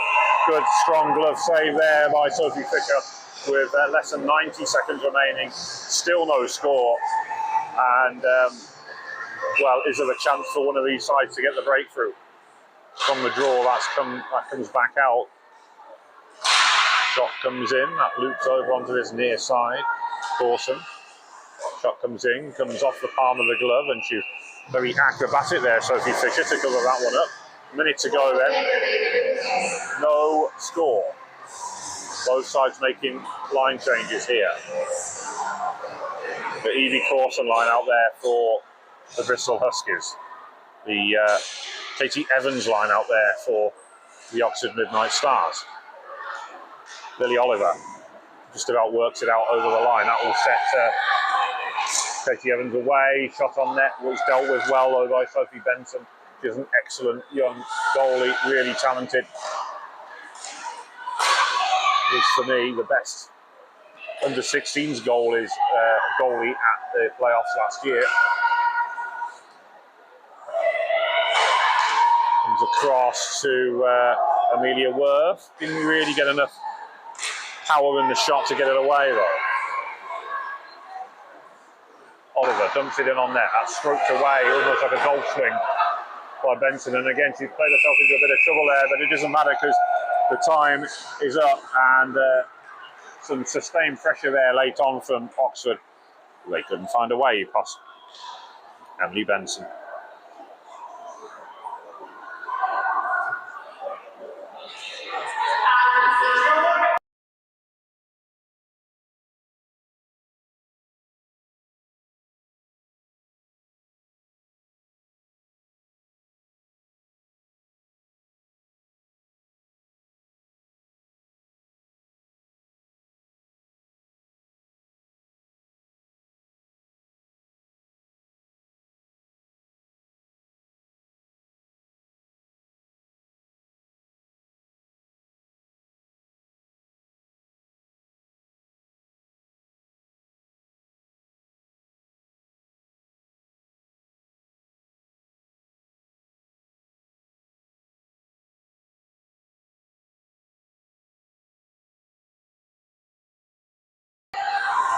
So our next game for you then is between the Blackburn Hawks and the Coventry Phoenix. Blackburn, who are in jerseys very similar to that of the men's team in Lancashire. Some say it's a bit like the German national team that they play in those colours and that design at the Olympics. I'm sure if you watched that back in February in Milano and Cortina, you will know what I'm talking about and will be familiar. And the Lucy Farmerstead line out there then for Coventry. I spoke a lot about her today. She's been an impressive player. I've enjoyed watching her over the last few years, and she's really led this team offensively with a lot of points this year. But as we've seen in most games today, it's her work off the puck, her back checking, her defensive play, her forward checking. It's been so strong. She's been vitally important to her team. That one shuffled over the line. Sarah Wilson quick to stab it back in, but a couple of her teammates in an offside position. That will be blasted clear by captain Sarah Bagnall, the former Solihull Vixens defender. Scarlett Majestri, the birthday girl, cuts in off the wing. Controls Justin, keeps it inside the blue line, gets a bit of space, gets a shot off, forces a save out of goalie Emma Karp. That one coming up on this near side, it's Farmerstead, the safe pair of hands as she ushers it back to Sarah Bagnall. Bagnall now will bank it up the boards, Farmerstead will chase after it, and it will be Nat Buckles who will get there first for the Hawks. Buckles, who spent the last few years with the Widnes Wild. So many of these girls did, in fact, that are now back playing in Lancashire. As Bagnall brings down Katie Fairclough, that will be a tripping call. She's calling for a penalty shot. No, I don't think so. She's a qualified official these days, Katie Fairclough, but I think that was more out of jest than any seriousness there. But you can't blame her for trying. But I don't think she had it quite under fully control or in on goal there. There was still a lot of work to do. Yes, no doubt about it. Sarah Bagnall brought her down. It was a trip and a 1 minute penalty, of course. Well, that one pings the pipe, but no, it wasn't a penalty shot for me. As my voice is starting to go, it's been a long day. One that started for me about 3 a.m. this morning. On my left hand side at 5:27.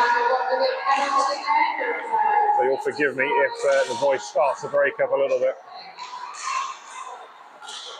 Paula Beckett whiffed on the initial clearance, tried to get it away, but Freya Broom it was, who kept it inside. Now the Phoenix can get it away with Beckett. Gets that one in on goal, turned aside though by Emma Karp. Hawks will clear. On that far side, Jenny Maybe it was, who found her stick on the ice a little bit out of, I don't know if it was frustration or just that she was trying to get herself back up, but ultimate competitor Jenny looks to get stuck in. Carried in by Jess Turbeck.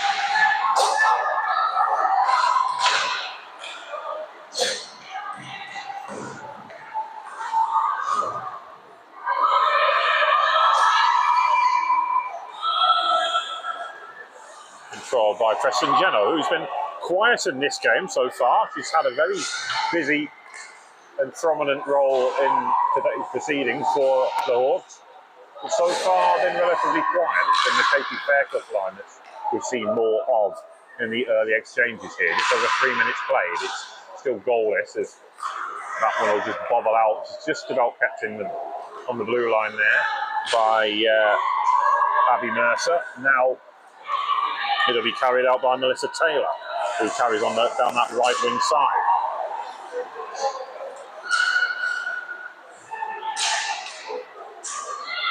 Back to Forrester, onto her backhand to the forehand, who shoots. Big rebound, it's trapped under the pads. Couldn't quite steer it home, but Lucy Forrester, who had a sniff at goal there and wasn't going to give up that chance. The alternate captain. Quick chat with our line mates just before they get set. 4 minutes played here, it's still goalless. Lucy Forrester was perhaps the closest scoring opportunity that either side has had just a few moments ago. Katie Fairclough looks to cut in off the left wing side. Forced wide by Sellecart.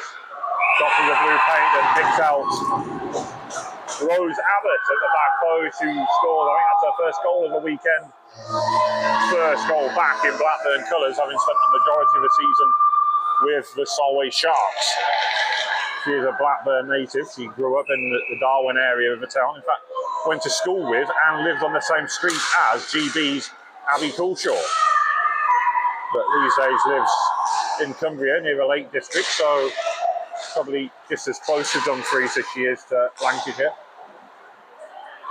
And it's with the Sharks where she has spent a lot of her last couple of seasons. Of course, they are in the league above the Lancashire outfit. Ruby Riley.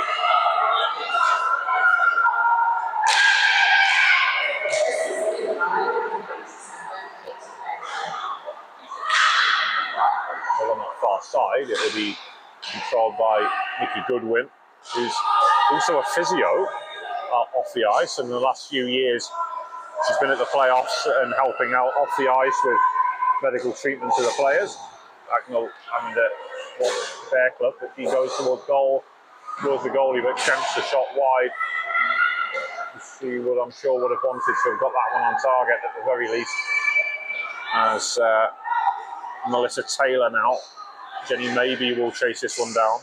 Sarah Wilson sticks with her. She's been quiet in this game as well, in actual fact.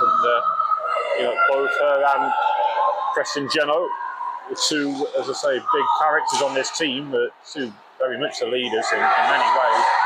But I'm sure Blackburn won't care about that because they're a goal to the good and have soaked up a lot of this pressure from Coventry. As Scarlett Majesty gets a shot on net, turned aside once more by goalie Emma Carl. And a domino effect there as two players take each other out. Fairclough gets inside the defender Majesty, actually offside though. There were 4 Blackburn players in the zone, 3 of them in advance of Fairclough. 5:22 to go, 1-0 Blackburn.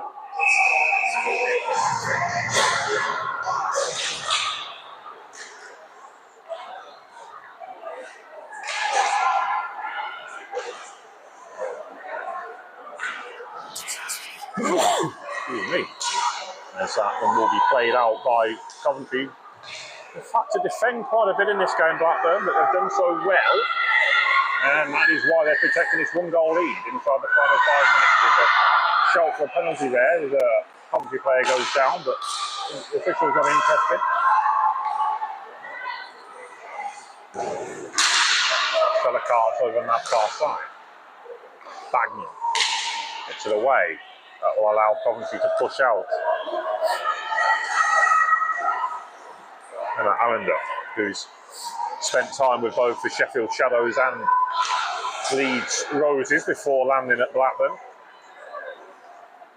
Rothney carries in. Time running out for Coventry if they want to salvage something from this game. They've only scored once all tournament, of course. They'll have to score at least one here to take something from this game. Preston Jeno carries in. Across to Emma Allender, whose shot deflected away by Nicky Blower, who did well there inside the final 4 minutes now. Preston Jeno turns on a heel, goes back the other way. Nicky Blower sticking with her, big challenge coming in. Draws some support from the Slough Sirens, who enjoyed that hit, so that challenge. Paula Beckett. Both teams getting really stuck in there. Lucy Farrisett is back to the bench, taking a head that was frustrated with that shift, but nothing wrong with that. Good competitive action from her team.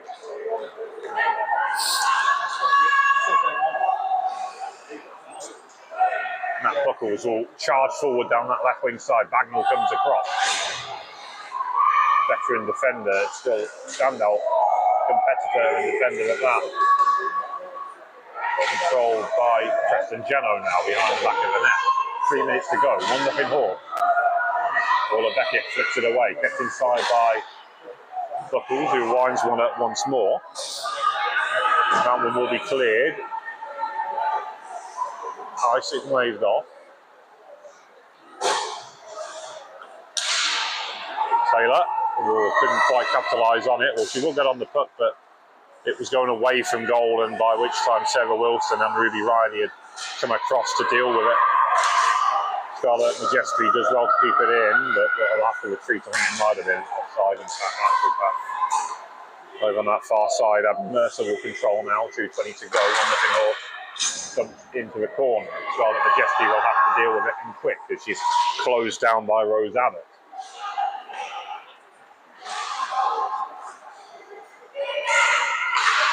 That one's clear, controlled on the foot by Freya Broom.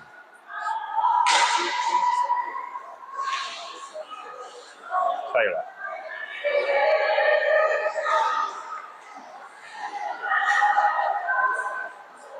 Still, the Hawks are building. Ruby Riley, a little flick on the backhand, well defended by Scarlett Majesty. That's going to be covered up by Coventry goalie Maxine Hancock.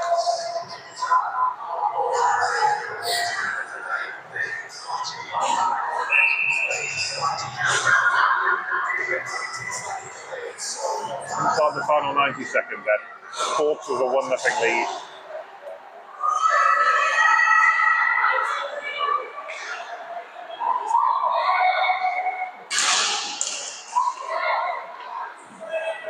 Sent through the crease and then cleared.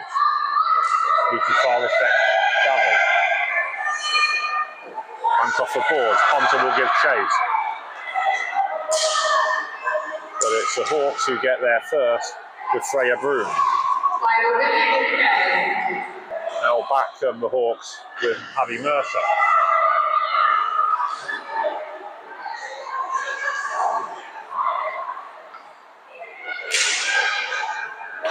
Work back. Shot from the point. Comes off the end board.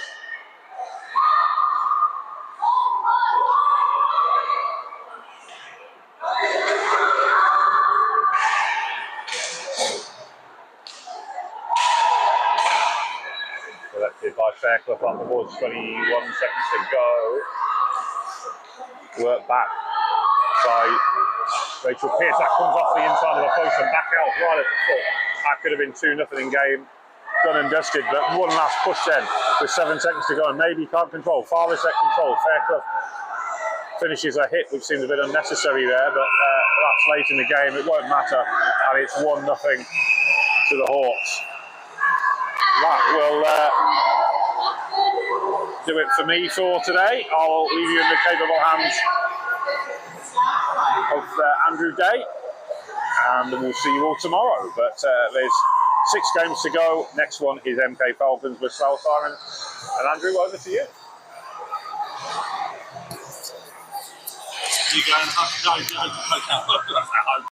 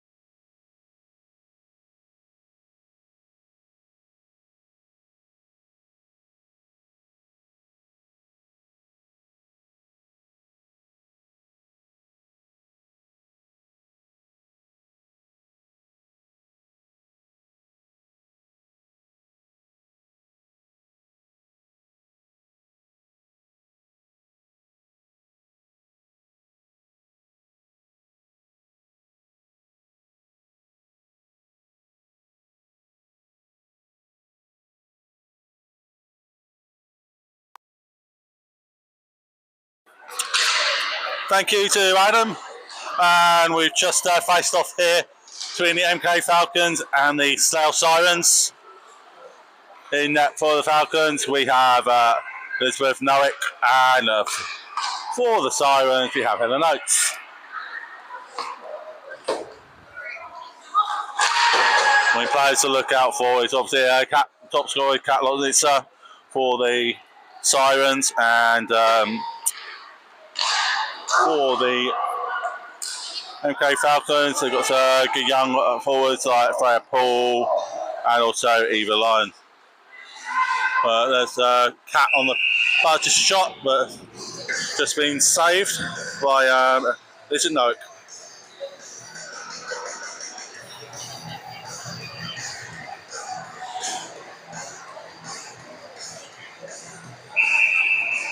Both Southern teams, Slough Sirens finishing second in the WNHL South to Valerie, and even though MK Falcons do have a team in the WNHL 1, but most of this is their second team that play in the WNHL 2 South Elizabeth, and the second league are broken up between Valerie, the top league, and the Elizabeth, the team below.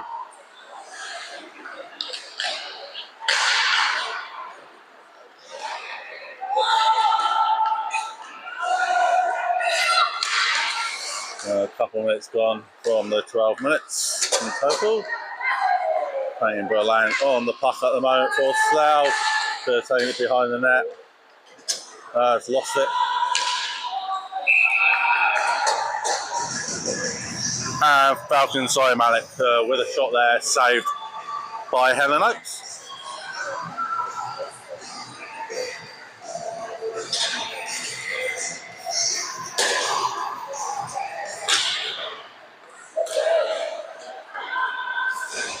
Falcons winning the face. So I went back to 90 Freya Paul, who took the shot but went wide.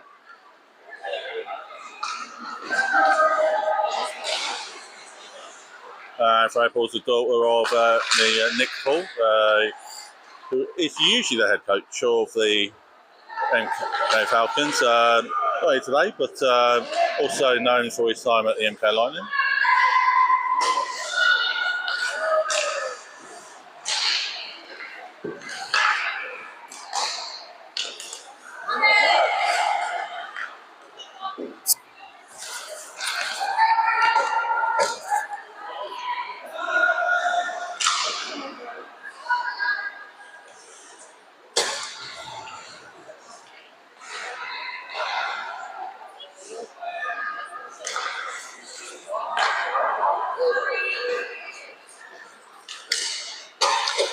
There's the Archer taking up the right wing for Falcons there.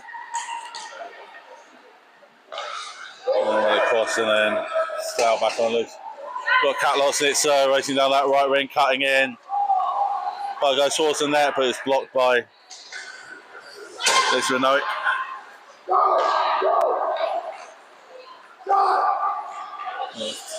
Clara Balmer rests up right wing, shot quite from a distance from that right wing, was blocked.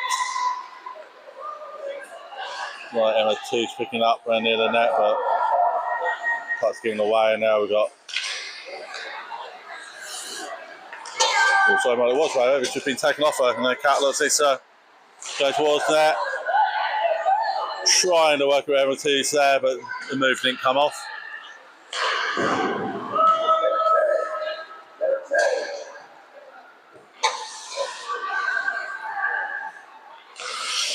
Falcons look to try to up again.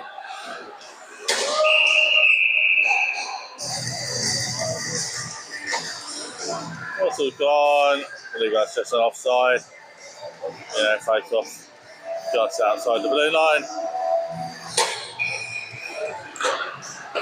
Leeds Willoughby winning the face off back. And that's Haskins going towards goal.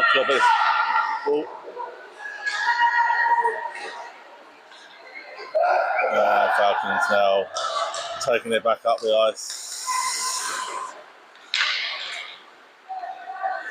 Now it's Haskins for side, taking it to the right wing. So it's Archie keeping it tight on there. Back.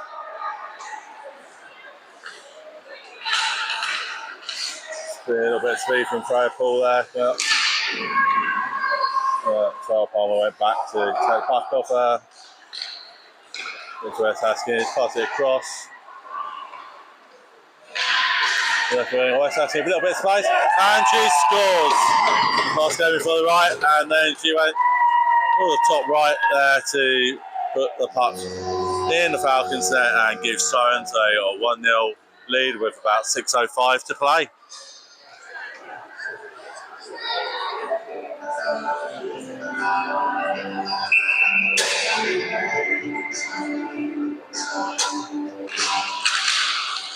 Centre face off between Bob Aldo and Eva Lyons.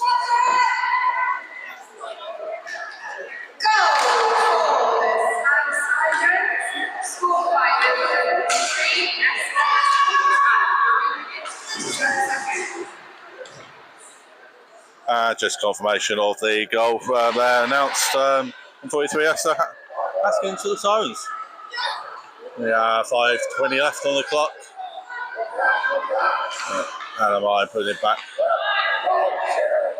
And Bob Alder there on the right wing, trying to put it centre to end up going to Sharon Khan and then shot it wide. But now Falcons on the puck. Sorry, Malik on there, taking the shot, and that was playing about top left in, and it bounced down under Helen Oates and has equalised to make it 1-1.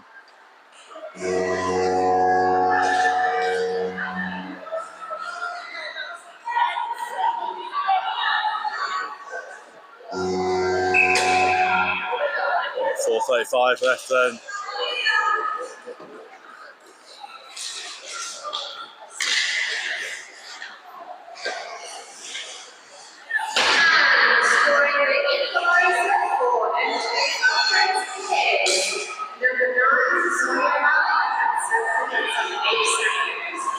Yeah, 7 minutes and 8 seconds. That was going back to the Falcons getting that equaliser.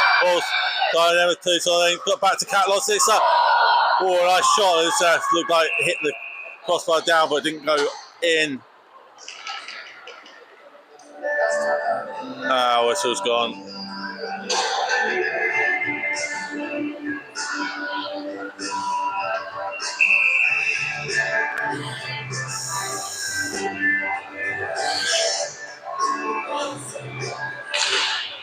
At least Willoughby win the face off. Back to Kerry Matthews. Got a bit of shot that looked like it got a bit deflected. Hannah Mine keeping it in at the blue line. Willoughby flying with the puck there on the boards. Hannah Mine throwing it back in towards the net. The Falcons now trying to take it out.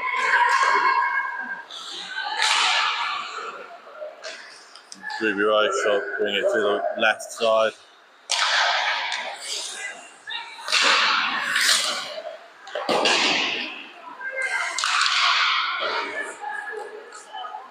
Yeah, Matthews trying to pick up the ball, put it down. towards Esther Haskins. We were trying to keep it in there, but boy, Haskins, I'll tell you that. Looks like it's a 2-0. Went towards it. There.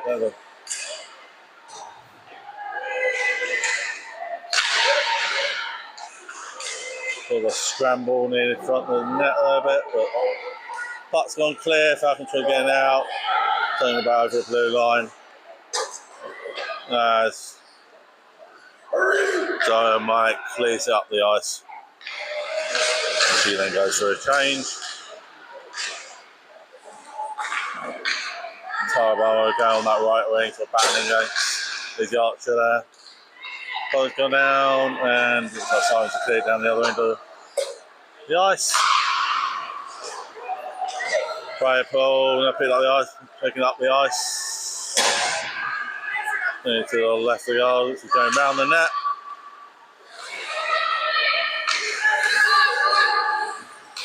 And we're winging it towards the net, but Lizzie Archer picking it up, sort of going around. Got Jess Green in front of the net there, trying to maybe block the net or maybe pick up a deflection, but Jess and Lizzie trying to push that puck in, but Helen Oates has covered that, and we have about 1:23 left on the clock as a face-off right of Helen Oates. Face-off being Emma Tooth and Lizzie Archer. So one of the park, got Catlock Snitzer on there. Just gone by a couple from her end, pressing towards the net, gone straight to the net. The saying just lost the control of the park just as going the net looked like.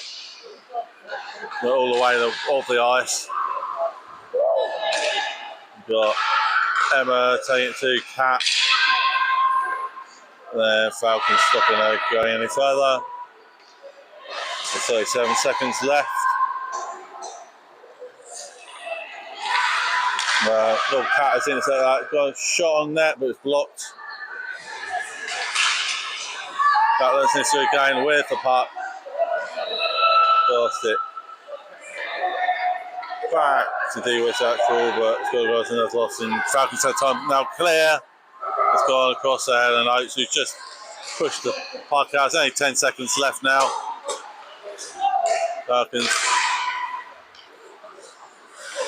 Falcons left shot there.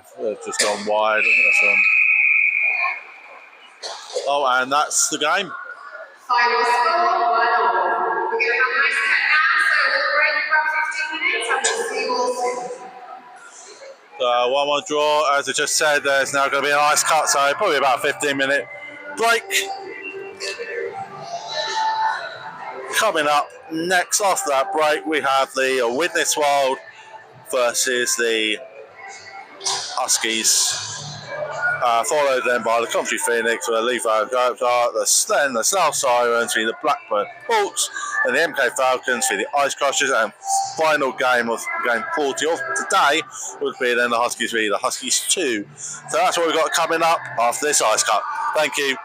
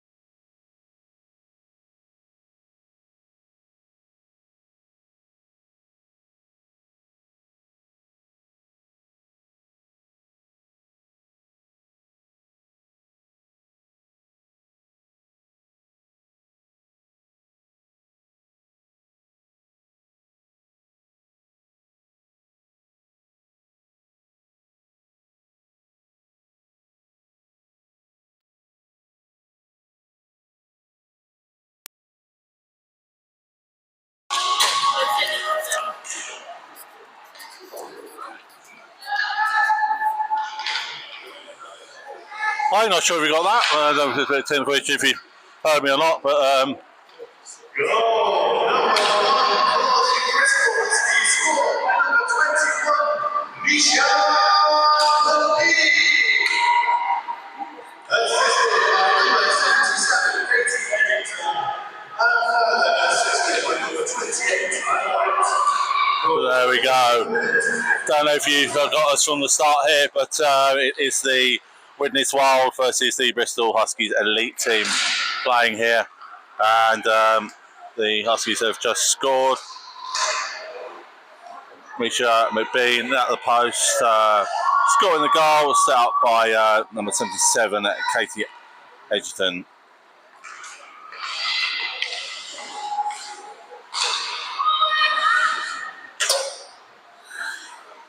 We have Mackenzie Kelly going on the part there.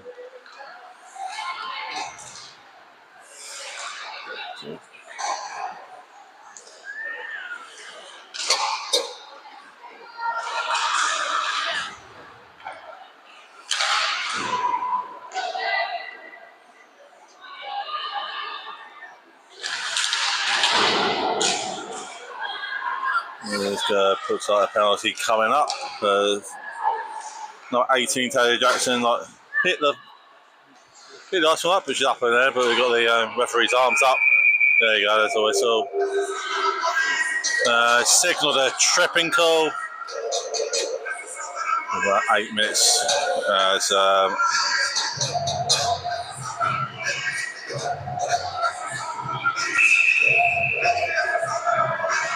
Looks like Katie Edgehead from the Witness World in the box for tripping during a Bristol Huskies elite team of 1 minute power play.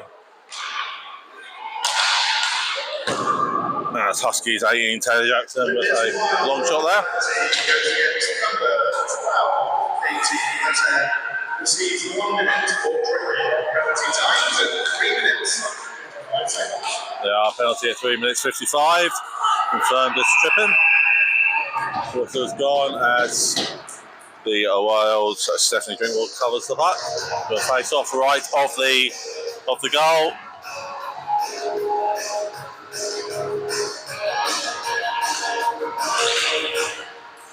As the puck's dropped. The Huskies back on the attack. Shot there in from the right wing, blocked. Paige Green passing it to the left. Okay, Edgerton taking that. Oh, she's lost the set, but still carrying on with trying to escape there.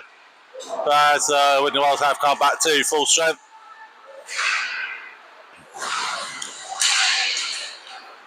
Okay, he's back with a stick as Husky still going on attack. Misha we've been going towards the net. He's looking like a good young talent for the Huskies here.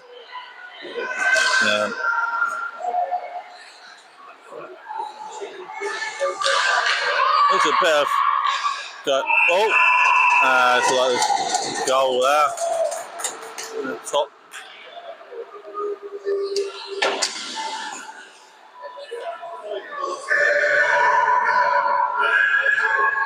I think that might be an Isle of White, but I need to just check from who it scores. There's a 2-0 lead anyway to the Bristol Huskies. Carrying the face off in the centre.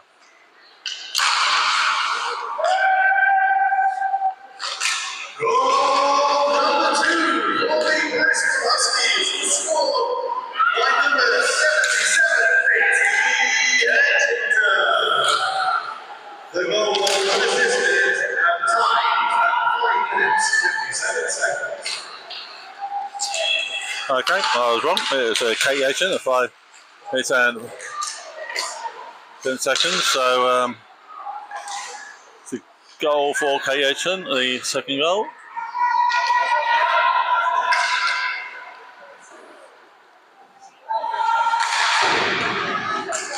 And again, we have Huskies on the attack there with 51. Mackenzie Kelly having a shot that went wide. The Wild's just getting that cleared though now. But we have Becky Osman picking up the puck here in defence. Pass along the boards. But it's been pushed back from the Wild.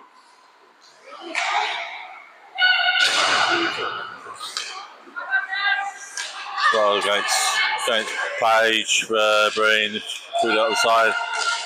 We got any could go far away through the Wild there, but they've cleared it back down the other end.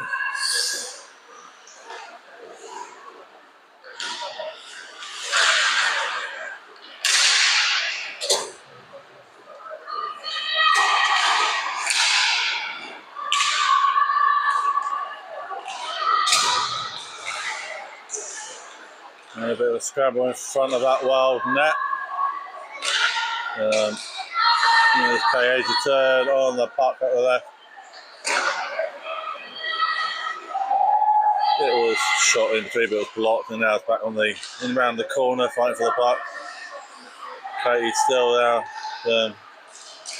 Well, trying to get it and clear it, but Katie's keeping control of that puck, and it's crossed to the right wing. Breaking into there, was a shot from the right, but Wild have now played down the other end of the ice.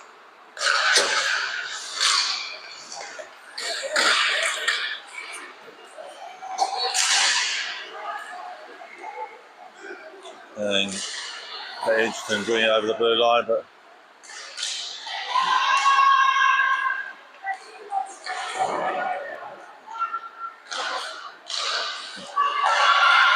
he could put his towards K-Hitchin, let's go in and shooting it wide.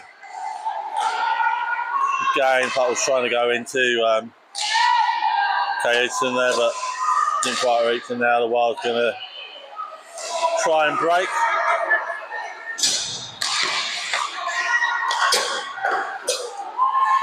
Where Linda Daco with a shot there came off the tee, got the puck back, and then got a shot again, but then now Husky's back on the break. A few there on the tap. Becky Osman still there, just pass it to the other side of the ring.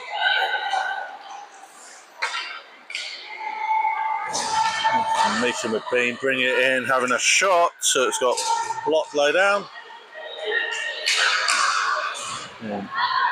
The battling against the Bristol here. White, Taylor White getting a shot off, they're just going wide, getting a few quick shots here in from Bristol.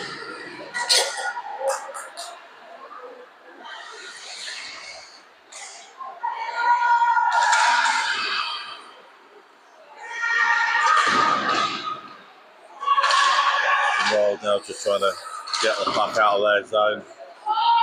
And have us ice it down the other end, but you don't get called for icing in this game, so that's fine. And there's only just about a minute left of the game with Huskies 2-0 up still.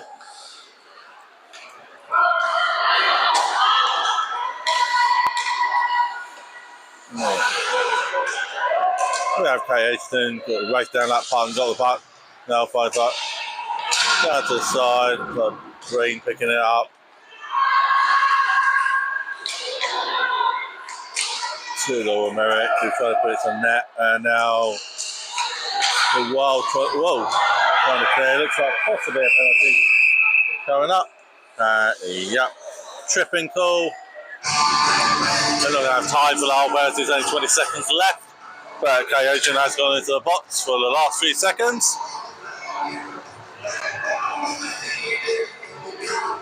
If there's time for it, there'll be a face off. Right, but it's only about 5 seconds to go. We're trying to get a shot off. We've kept the Ashes get up. Tried to shoot, but it's over. Blocked it, and that's the end of the game. With a 2-0 lead to the Bristol Huskies.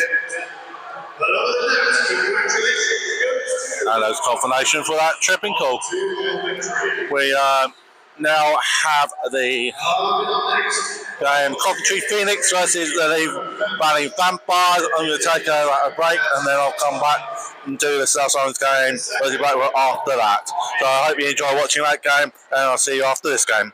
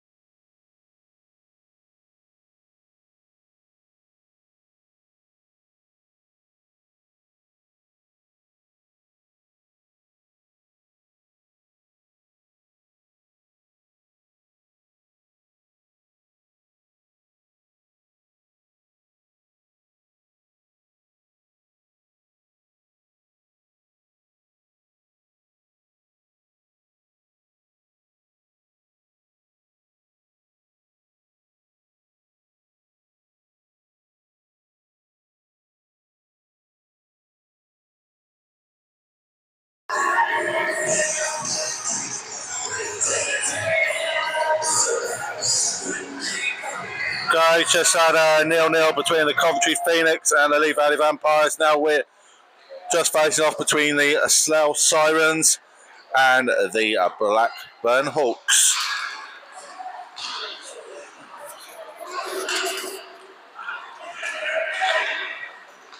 Yeah, Carlos needs to go towards the goal already, but being kept out. It goes again, and it's saved by number 31,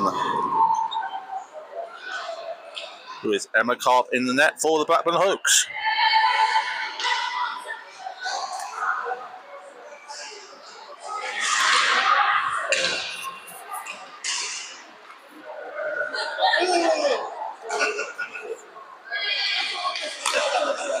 Carlos here across to Esther Haskins, but was knocked out of her area from the Blackburn Hawks.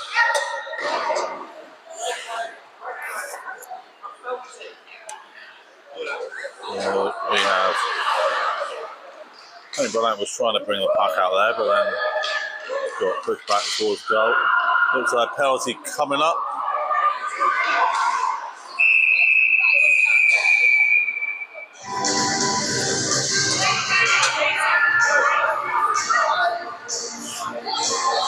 Just a cross check in. It is the Blackburn Hawks 97 at Katie Farranclough in the box, and put South Sirens on the penalty. On the South Sirens on the power play.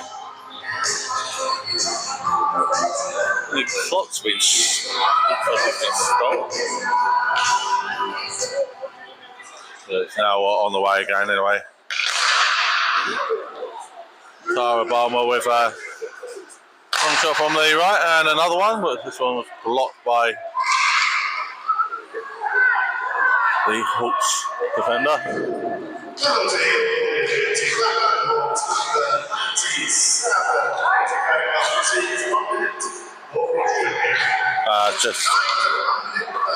So 1 minute 30 was the time of that cross-checking penalty on the Blackburn Hawks and number 97, Katie Farranclough.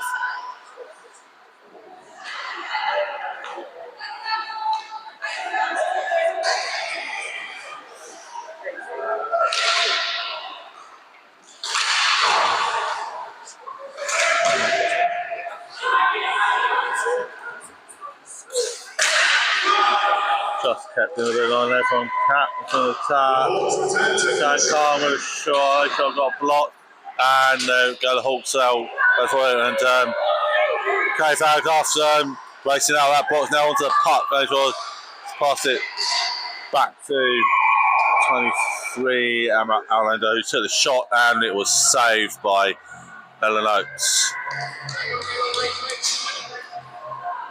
as the Blackburn Hawks make a line change. We have, looks like both number 9s taking the face off. Let's do some Ruth Leopold. And number 2 in it towards Ham Island, but like the Hawks have got on the puck and now trying to set something up behind the goal. Helen Martin trying to get the puck around the boards, but hit back by Hawks 88, Sarah Wilson. Now Slough have cleared the puck, it's down the other end. Cat getting the puck there first.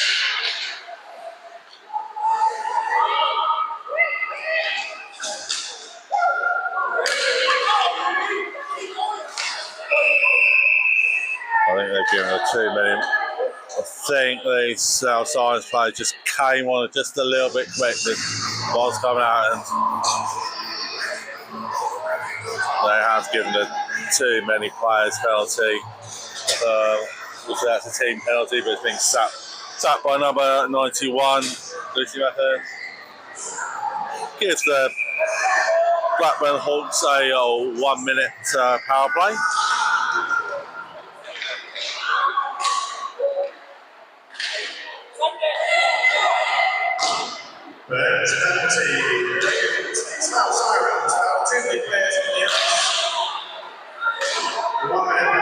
Like Preston Janone with a really nice long shot there.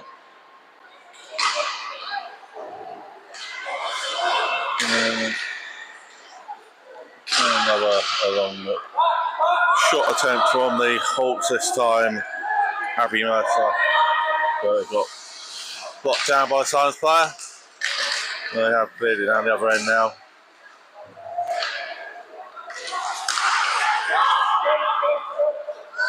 Asking, intercepting, getting in the way. So Silence keeping the puck.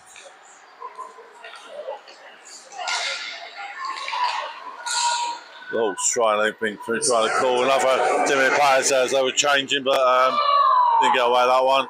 And now the Silence are back to full strength, but referee's arm is still up, so this looks like it's going to be a penalty coming in a minute.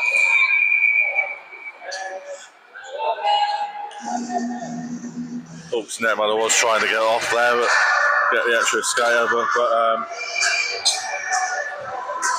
it's like a body checking penalty on Silence at Leeds or Willoughby. So she'll sit a minute. I see Hawks get another power play. It's Silence with the puck, but they're still in their defensive zone, so Hawks have won it back. It looked like Ruby Riley there with a shot. And there's confirmation on the penalty. It was called at 5 minutes. For the body check-in by Leeds Willoughby. Which they are now halfway through.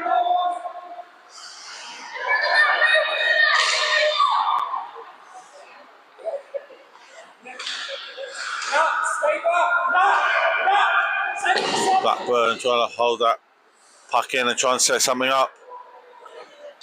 They're in the corner, and looks like Cattlesness has managed to steal the puck, and he's now on the break. So Sarah Wilson are getting a stick out there, but the Silence are now back to full strength. So back on 5-on-5.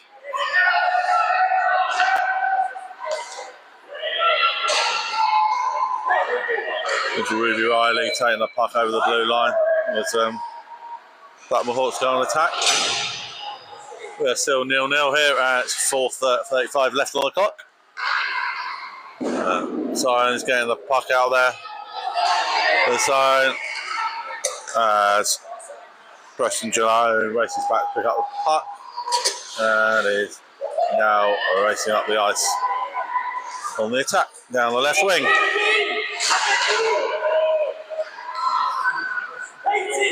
Gone into the middle, trying to get no one there. Puck, Lucy trying to get back, but number 88, Sarah Wilson, for Black Hawks kept the puck in on the attack side. And we have Tara Balmo down the right wing, nearly that down.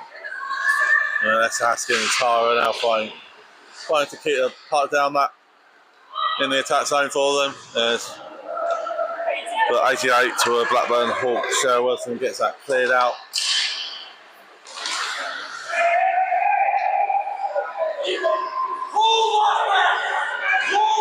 Now Tara Balmer with putting the puck down the ice. Bob Alder on the left wing. Shot comes in the centre, passes off that. I think it was Askin, then got that rebound and put it back in. Something's just come off a little bit off ice. Something's just number 97, Kate Fair, Clough's in the box. Didn't fully see what happened with something, but hopefully we've got Lucy Mateo. Is it? Yeah. No, it's Matthews. Kerry Matthews on the. She's being helped out. Up. Looks like she is coming off.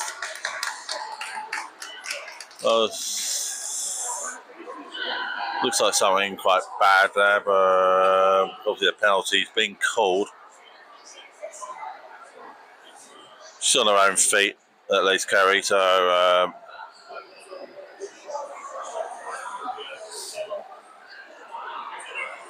the clock has stopped while decisions made on what's calling. The officials are speaking to the benches at the moment. We have 3:02 left on the clock. At the moment, there is a 1 minute penalty on number 97's Blackburn Hawk, so Katie Fairclough, who is in the box. I think I saw possibly the roughing symbol there for the ref, maybe, but we'll see what gets called. We've restarted it, centre face off. Anyway, Catalog Snitzer's going on the attack. She's brought the puck out of the zone. Now bringing it back in.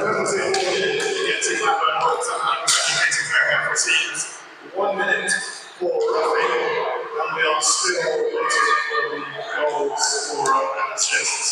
So until later. There you go. It's confirmation that was a roughing call on Katie Fairclough. They are waiting confirmation of the goal scores. I say, to me, it looked like Esther Haskins. It possibly could have been Elise. She was there all start there, but it's definitely her, that line, and they're definitely 1-0 up. Goal number 1 for the Sirens, scored by number 43, Esther Haskins. And the goal is coming to 8 minutes, 58 seconds. There you go, 8 minutes, 58 seconds, and as I said, it was Esther Haskins with the goal. They haven't given any assists on it, not present anyway. As we have 1:35 out, the Hawk Ferry's out of the box now, so we are 5-on-5. And Haskins going down that right wing. A questionable check, if you ask me, by number 53 on the board. It's starting to get a bit of a rough game, I think. But we only have a minute 5 left of the game.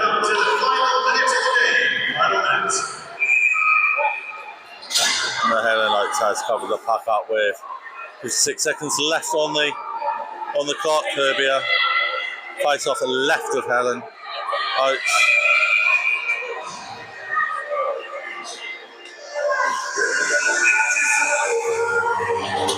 Puck being dropped.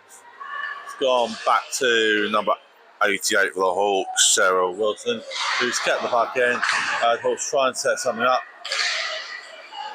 but Sharon Khan clearing the puck. Bob Alder racing down there. Oh, just you get all that part there. Trying to make a shot on there, but then and now Hawks back on about 15 seconds left.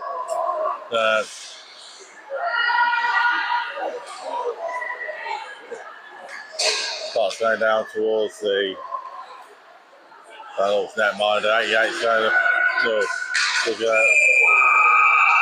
but there's just final whistle. The 1-0 win for the South Sirens.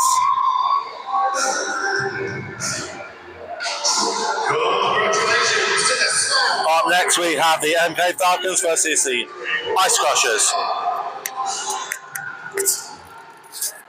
On next, back on the ice, the MK Falcons take to the bench with the Ice Crushers on the way.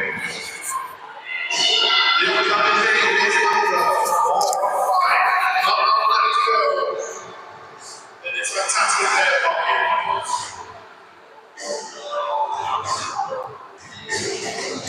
I'll carry on. I'll carry on. I'll try to do that. What's a minute, yeah.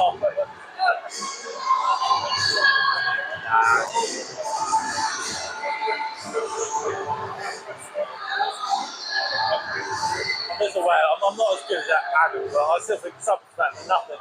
So, Yeah.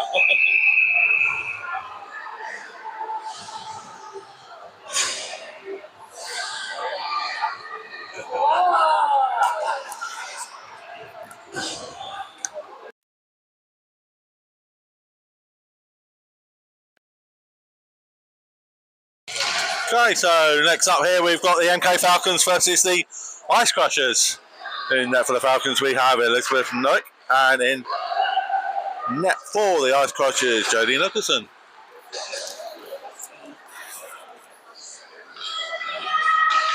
And there's a long shot from Sarah Powell, which is saved low down for me, Elizabeth Noik, early on. It's just about 25 seconds left, gone already, so we have a face-off left of the Falcons' net. Looks like Lizzie Archer winning that face-off back, but the Ice Crushers will won the puck back and trying to set something up, but now I've lost the puck again. But oh, they're running back again from there on that left wing as they try to get it into the thing, and again the first they've gone back to the Archers now. Got the shot straight past it towards the net.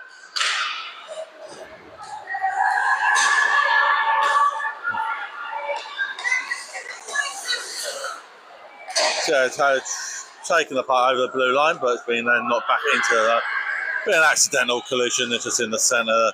Certainly ice between looks like Freya Paul and number 27 ice go figure, but there was nothing.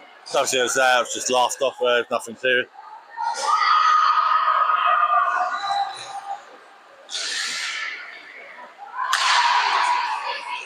Right, so Ruby Rice try and get a shot off there, but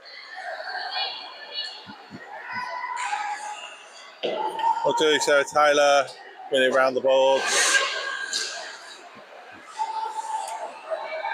But we've got either like the Irons now taking over the blue line for the Falcons, so they're out now going towards. We'll just sort of try to shoot it, but it's not cleared by the net-minded Jodie Nicholson. Popping fire down the other end of the ice. And return to go back to the other end by the Falcons. Now, 25 J Grant's with us looking it down the right wing. To the ice, trying to connect with the Ice Crushers captain Kelly Stevenson, down there, but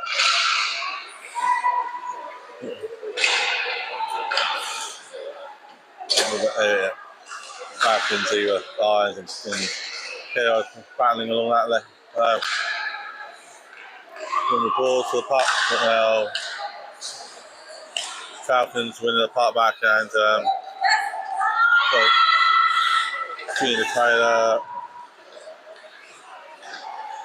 taking up the ice for Falcons there. And it's going behind the net, but I think these Archers go around, try to push back in.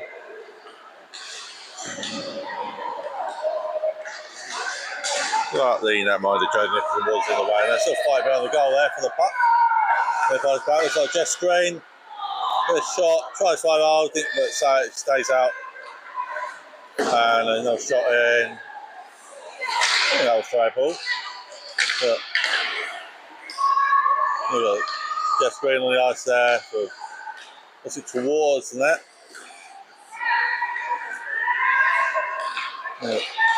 Try a ball around there.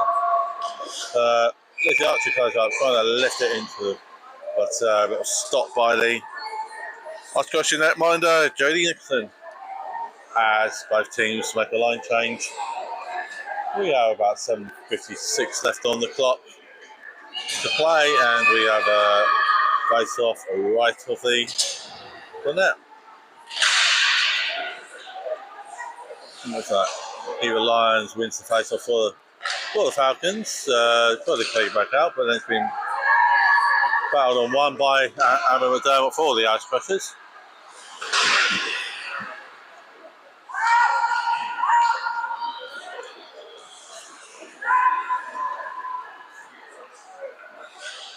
And the driver just getting on the puck for a moment. Pass it across to the left wing for Vicky Harris.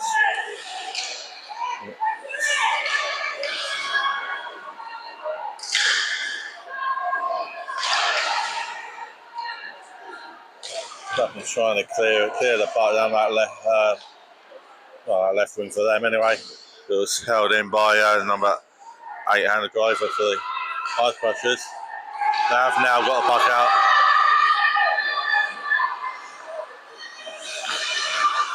Ice Crushers 24 tried to get that in, hit that in, but then got through and either Lions tried to go for the towards net, couldn't quite put it off.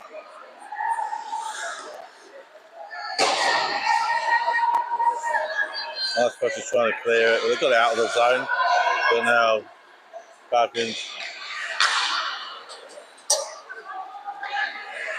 getting Taylor on the puck.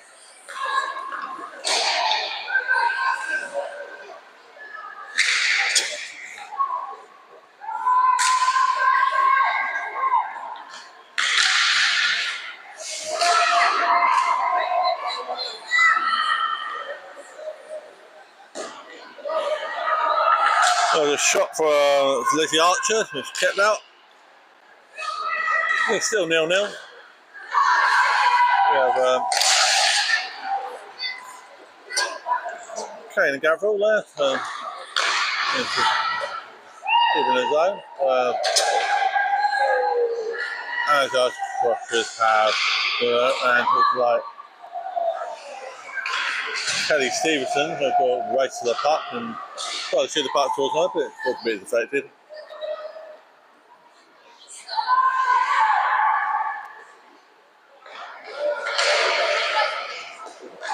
And so there's a penalty coming to the Ice Crushers as they have, and he signalled a tripping call with about 5:07 left. So it looks like the MK Falcons going to go on the power play.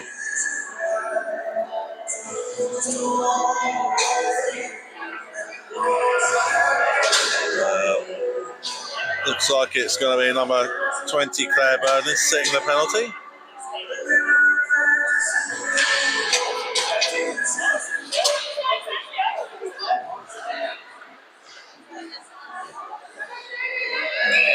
Long shot from the Falcons. Number 20, Claire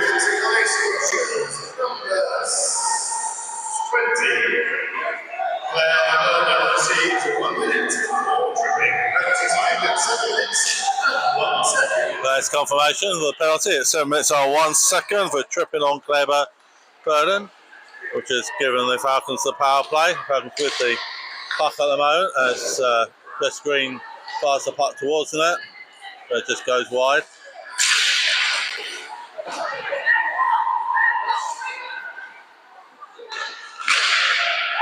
And a puck's in the back of the net there for the Falcons on the power play. See that Claire comes out of the box. There's about 3:45 left on the game to see if Ice Crushers can get back into this.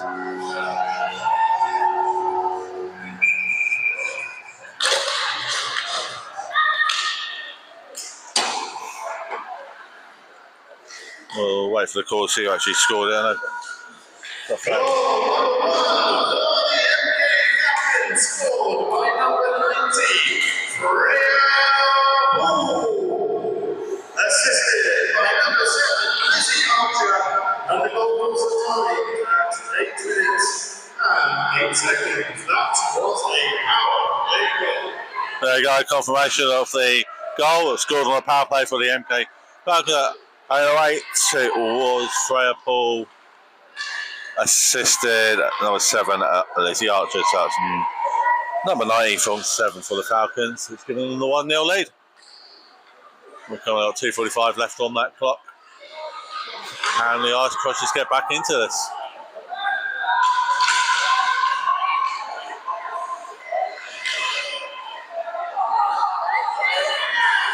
We've got Kate and Gavro bringing the puck over the blue line there on the right lane. Shot goes towards net.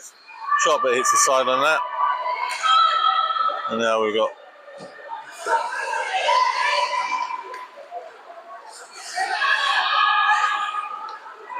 Ice Crushers taking the puck out and putting the puck across the other side of the ring, but it seems to have been hit back by the Falcons, so that they're doing a line change. So Jeff Green there fighting for the puck in the corner. Over, oh, didn't quite get any far now.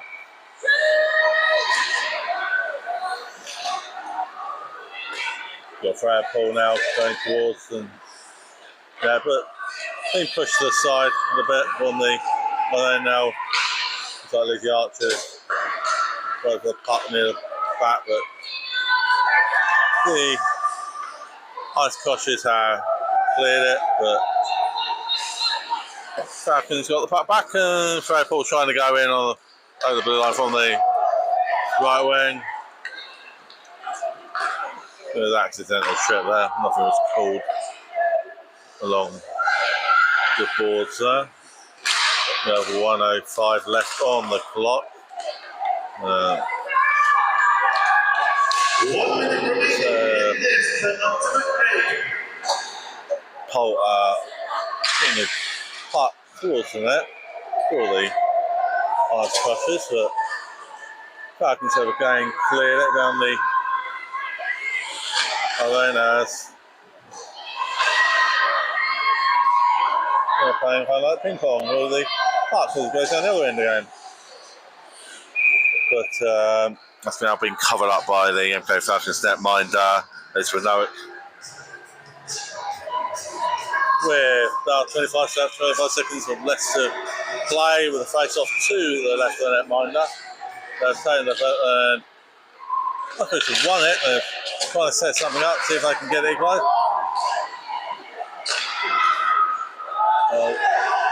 Got about 6 seconds as Falcons now try and break them down the other end. Either lines, I think, with the Charlotte went sort of just wide, and that is the game. As Falcons take a 1-0 win against the Ice Crushers.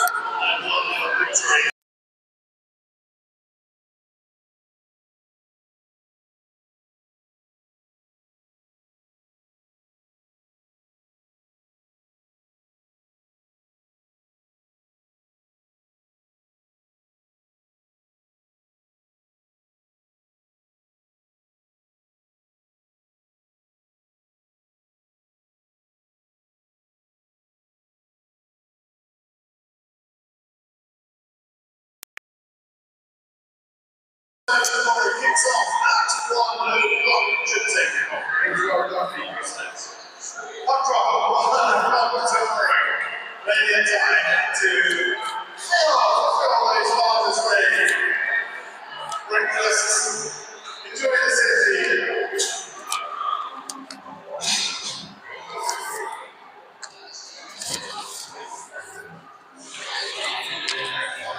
House was just saying that we started the day with a Huskies versus Huskies game. We're ending it. This time it's the Huskies elite team playing the Huskies 2 team as we have the last game of today. Game 40 of this round robin for today. We do have more games obviously tomorrow.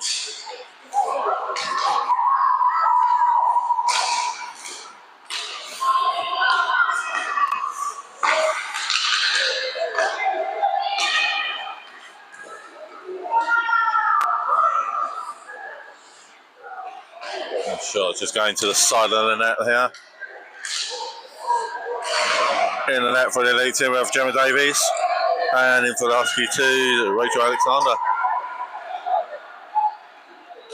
It's both Buskies fighting for the puck against the boards there.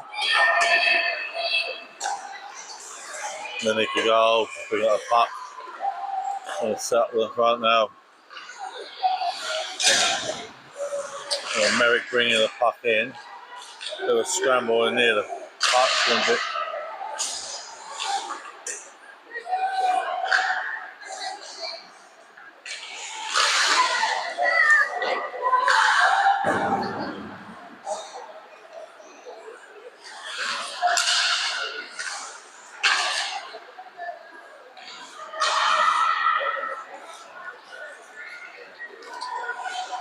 Husky to clear the puck out of their zone, but going in out of the elite side now. Pick up.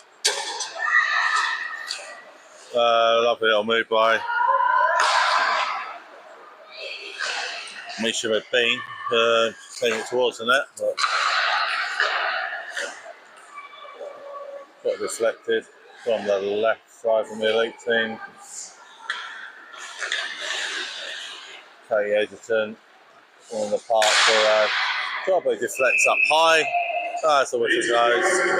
9:46 to play. Then we'll have a face off. Left of Rachel Alexander.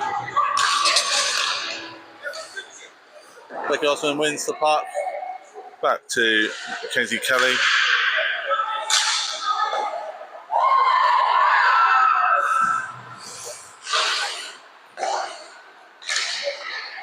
Takes it on the puck, shoots it, still deflects up high, she manages to get the puck back. And the puck goes going towards the net, but it's blocked. Kenzie Kelly getting the puck across to the left to K18. She shoots it across the goal. Maybe, but Becky Osman picks up on the right wing. So Misha McBean behind the net, tries to push it in front for Katie turn, but gets blocked by the Husky 2. Fight for the puck against the boards.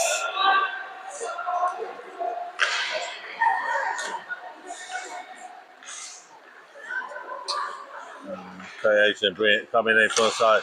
And that shoot is right to the back of the net.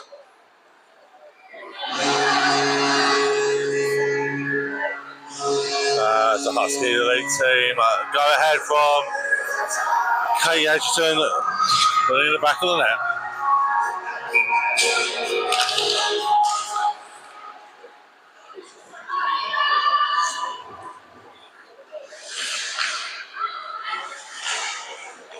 And the elite team again now back on the attack. Well, it's been cleared.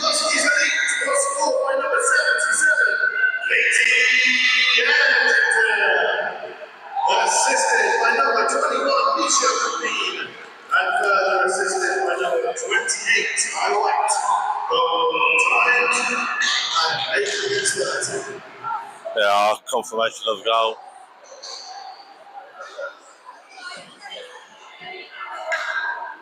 That's called. It was Katie Edgerton, assisted Misha McBean, and also Aileen White. Another goal for the LA team, making it 2-0.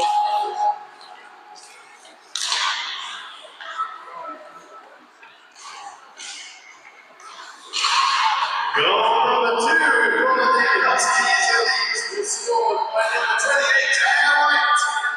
Assisted by number 55, Becky Yeager, and with all time, 23 seconds. Goal 4 minutes 23 for the second goal. Scored by Isla White and was assisted by Becky Inca. Another shot goes on the Husky 2 net, but it's covered up by Rachel Alexander. As we have another face off at the left of Rachel. Becky Osman seemed to have won it, but it was then cleared by the Huskies to Angelina Nadine. But Huskies elite back on the attack. As Martina Terranova comes in and shoots. And now into the Kelly shot, gets in blocked. Well, I have to get easily got a pepperly goal there. Another shot, but the long shot comes in from the elite team again, number 18, Taylor Jackson. 5:35 left on the butt. K-Ocean has another shot that goes wide.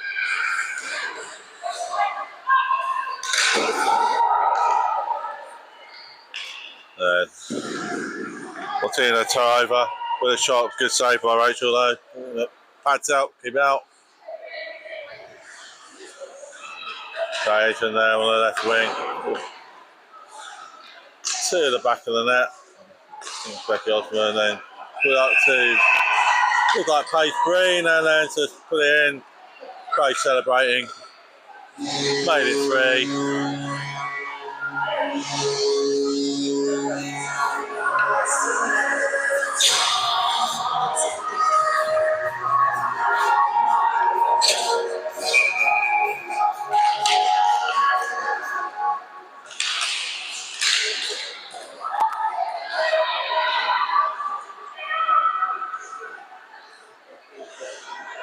Goal number 3 for the Huskies Elite, scored by number 13, Paige Green. Assisted by number 77, Katie Edgerton, and further assisted by number 7, Becky Osman. I was just announcing that third goal. It was a fourth goal. It looks like a shot from Misha McBean from the left wing to make it 4.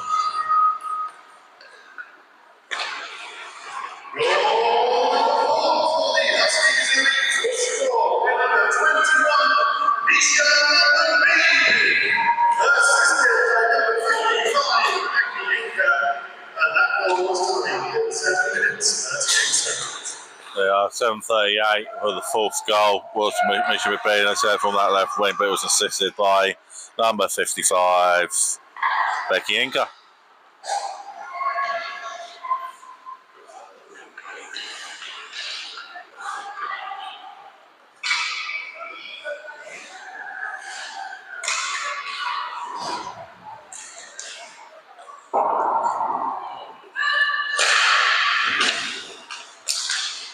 Obviously, it's the elite side. It's going to be hard against the second side, but that's part of the story. You can pick up on different levels, but it's all for fun and friendship and everything. So it's good practice for both teams, and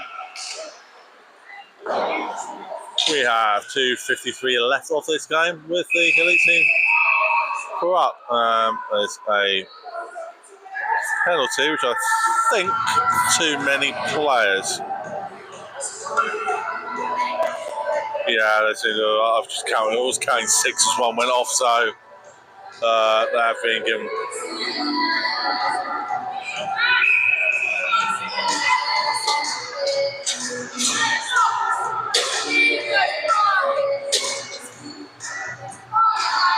So the Husky 2 team have been given a 1-minute penalty for too many players. The next penalty will be against the Huskies 2, travel to the players off the ice. Penalty time. Yeah, I started at 9:40. Aaron Walker's setting the penalty, but it's obviously a team penalty. So it puts the elite side on the power play for a minute.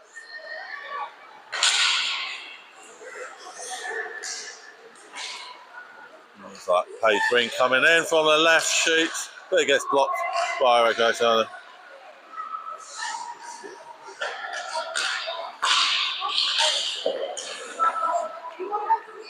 Becky Osborne has gone across to Jason, who whacks a shot into the net. And that's a power play goal, which releases the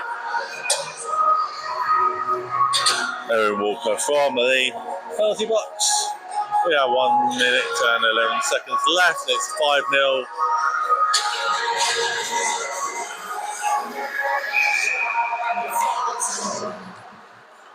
Puck's dropped. Goal number 5 for the Huskies was scored by number 77, Katie Edgerton.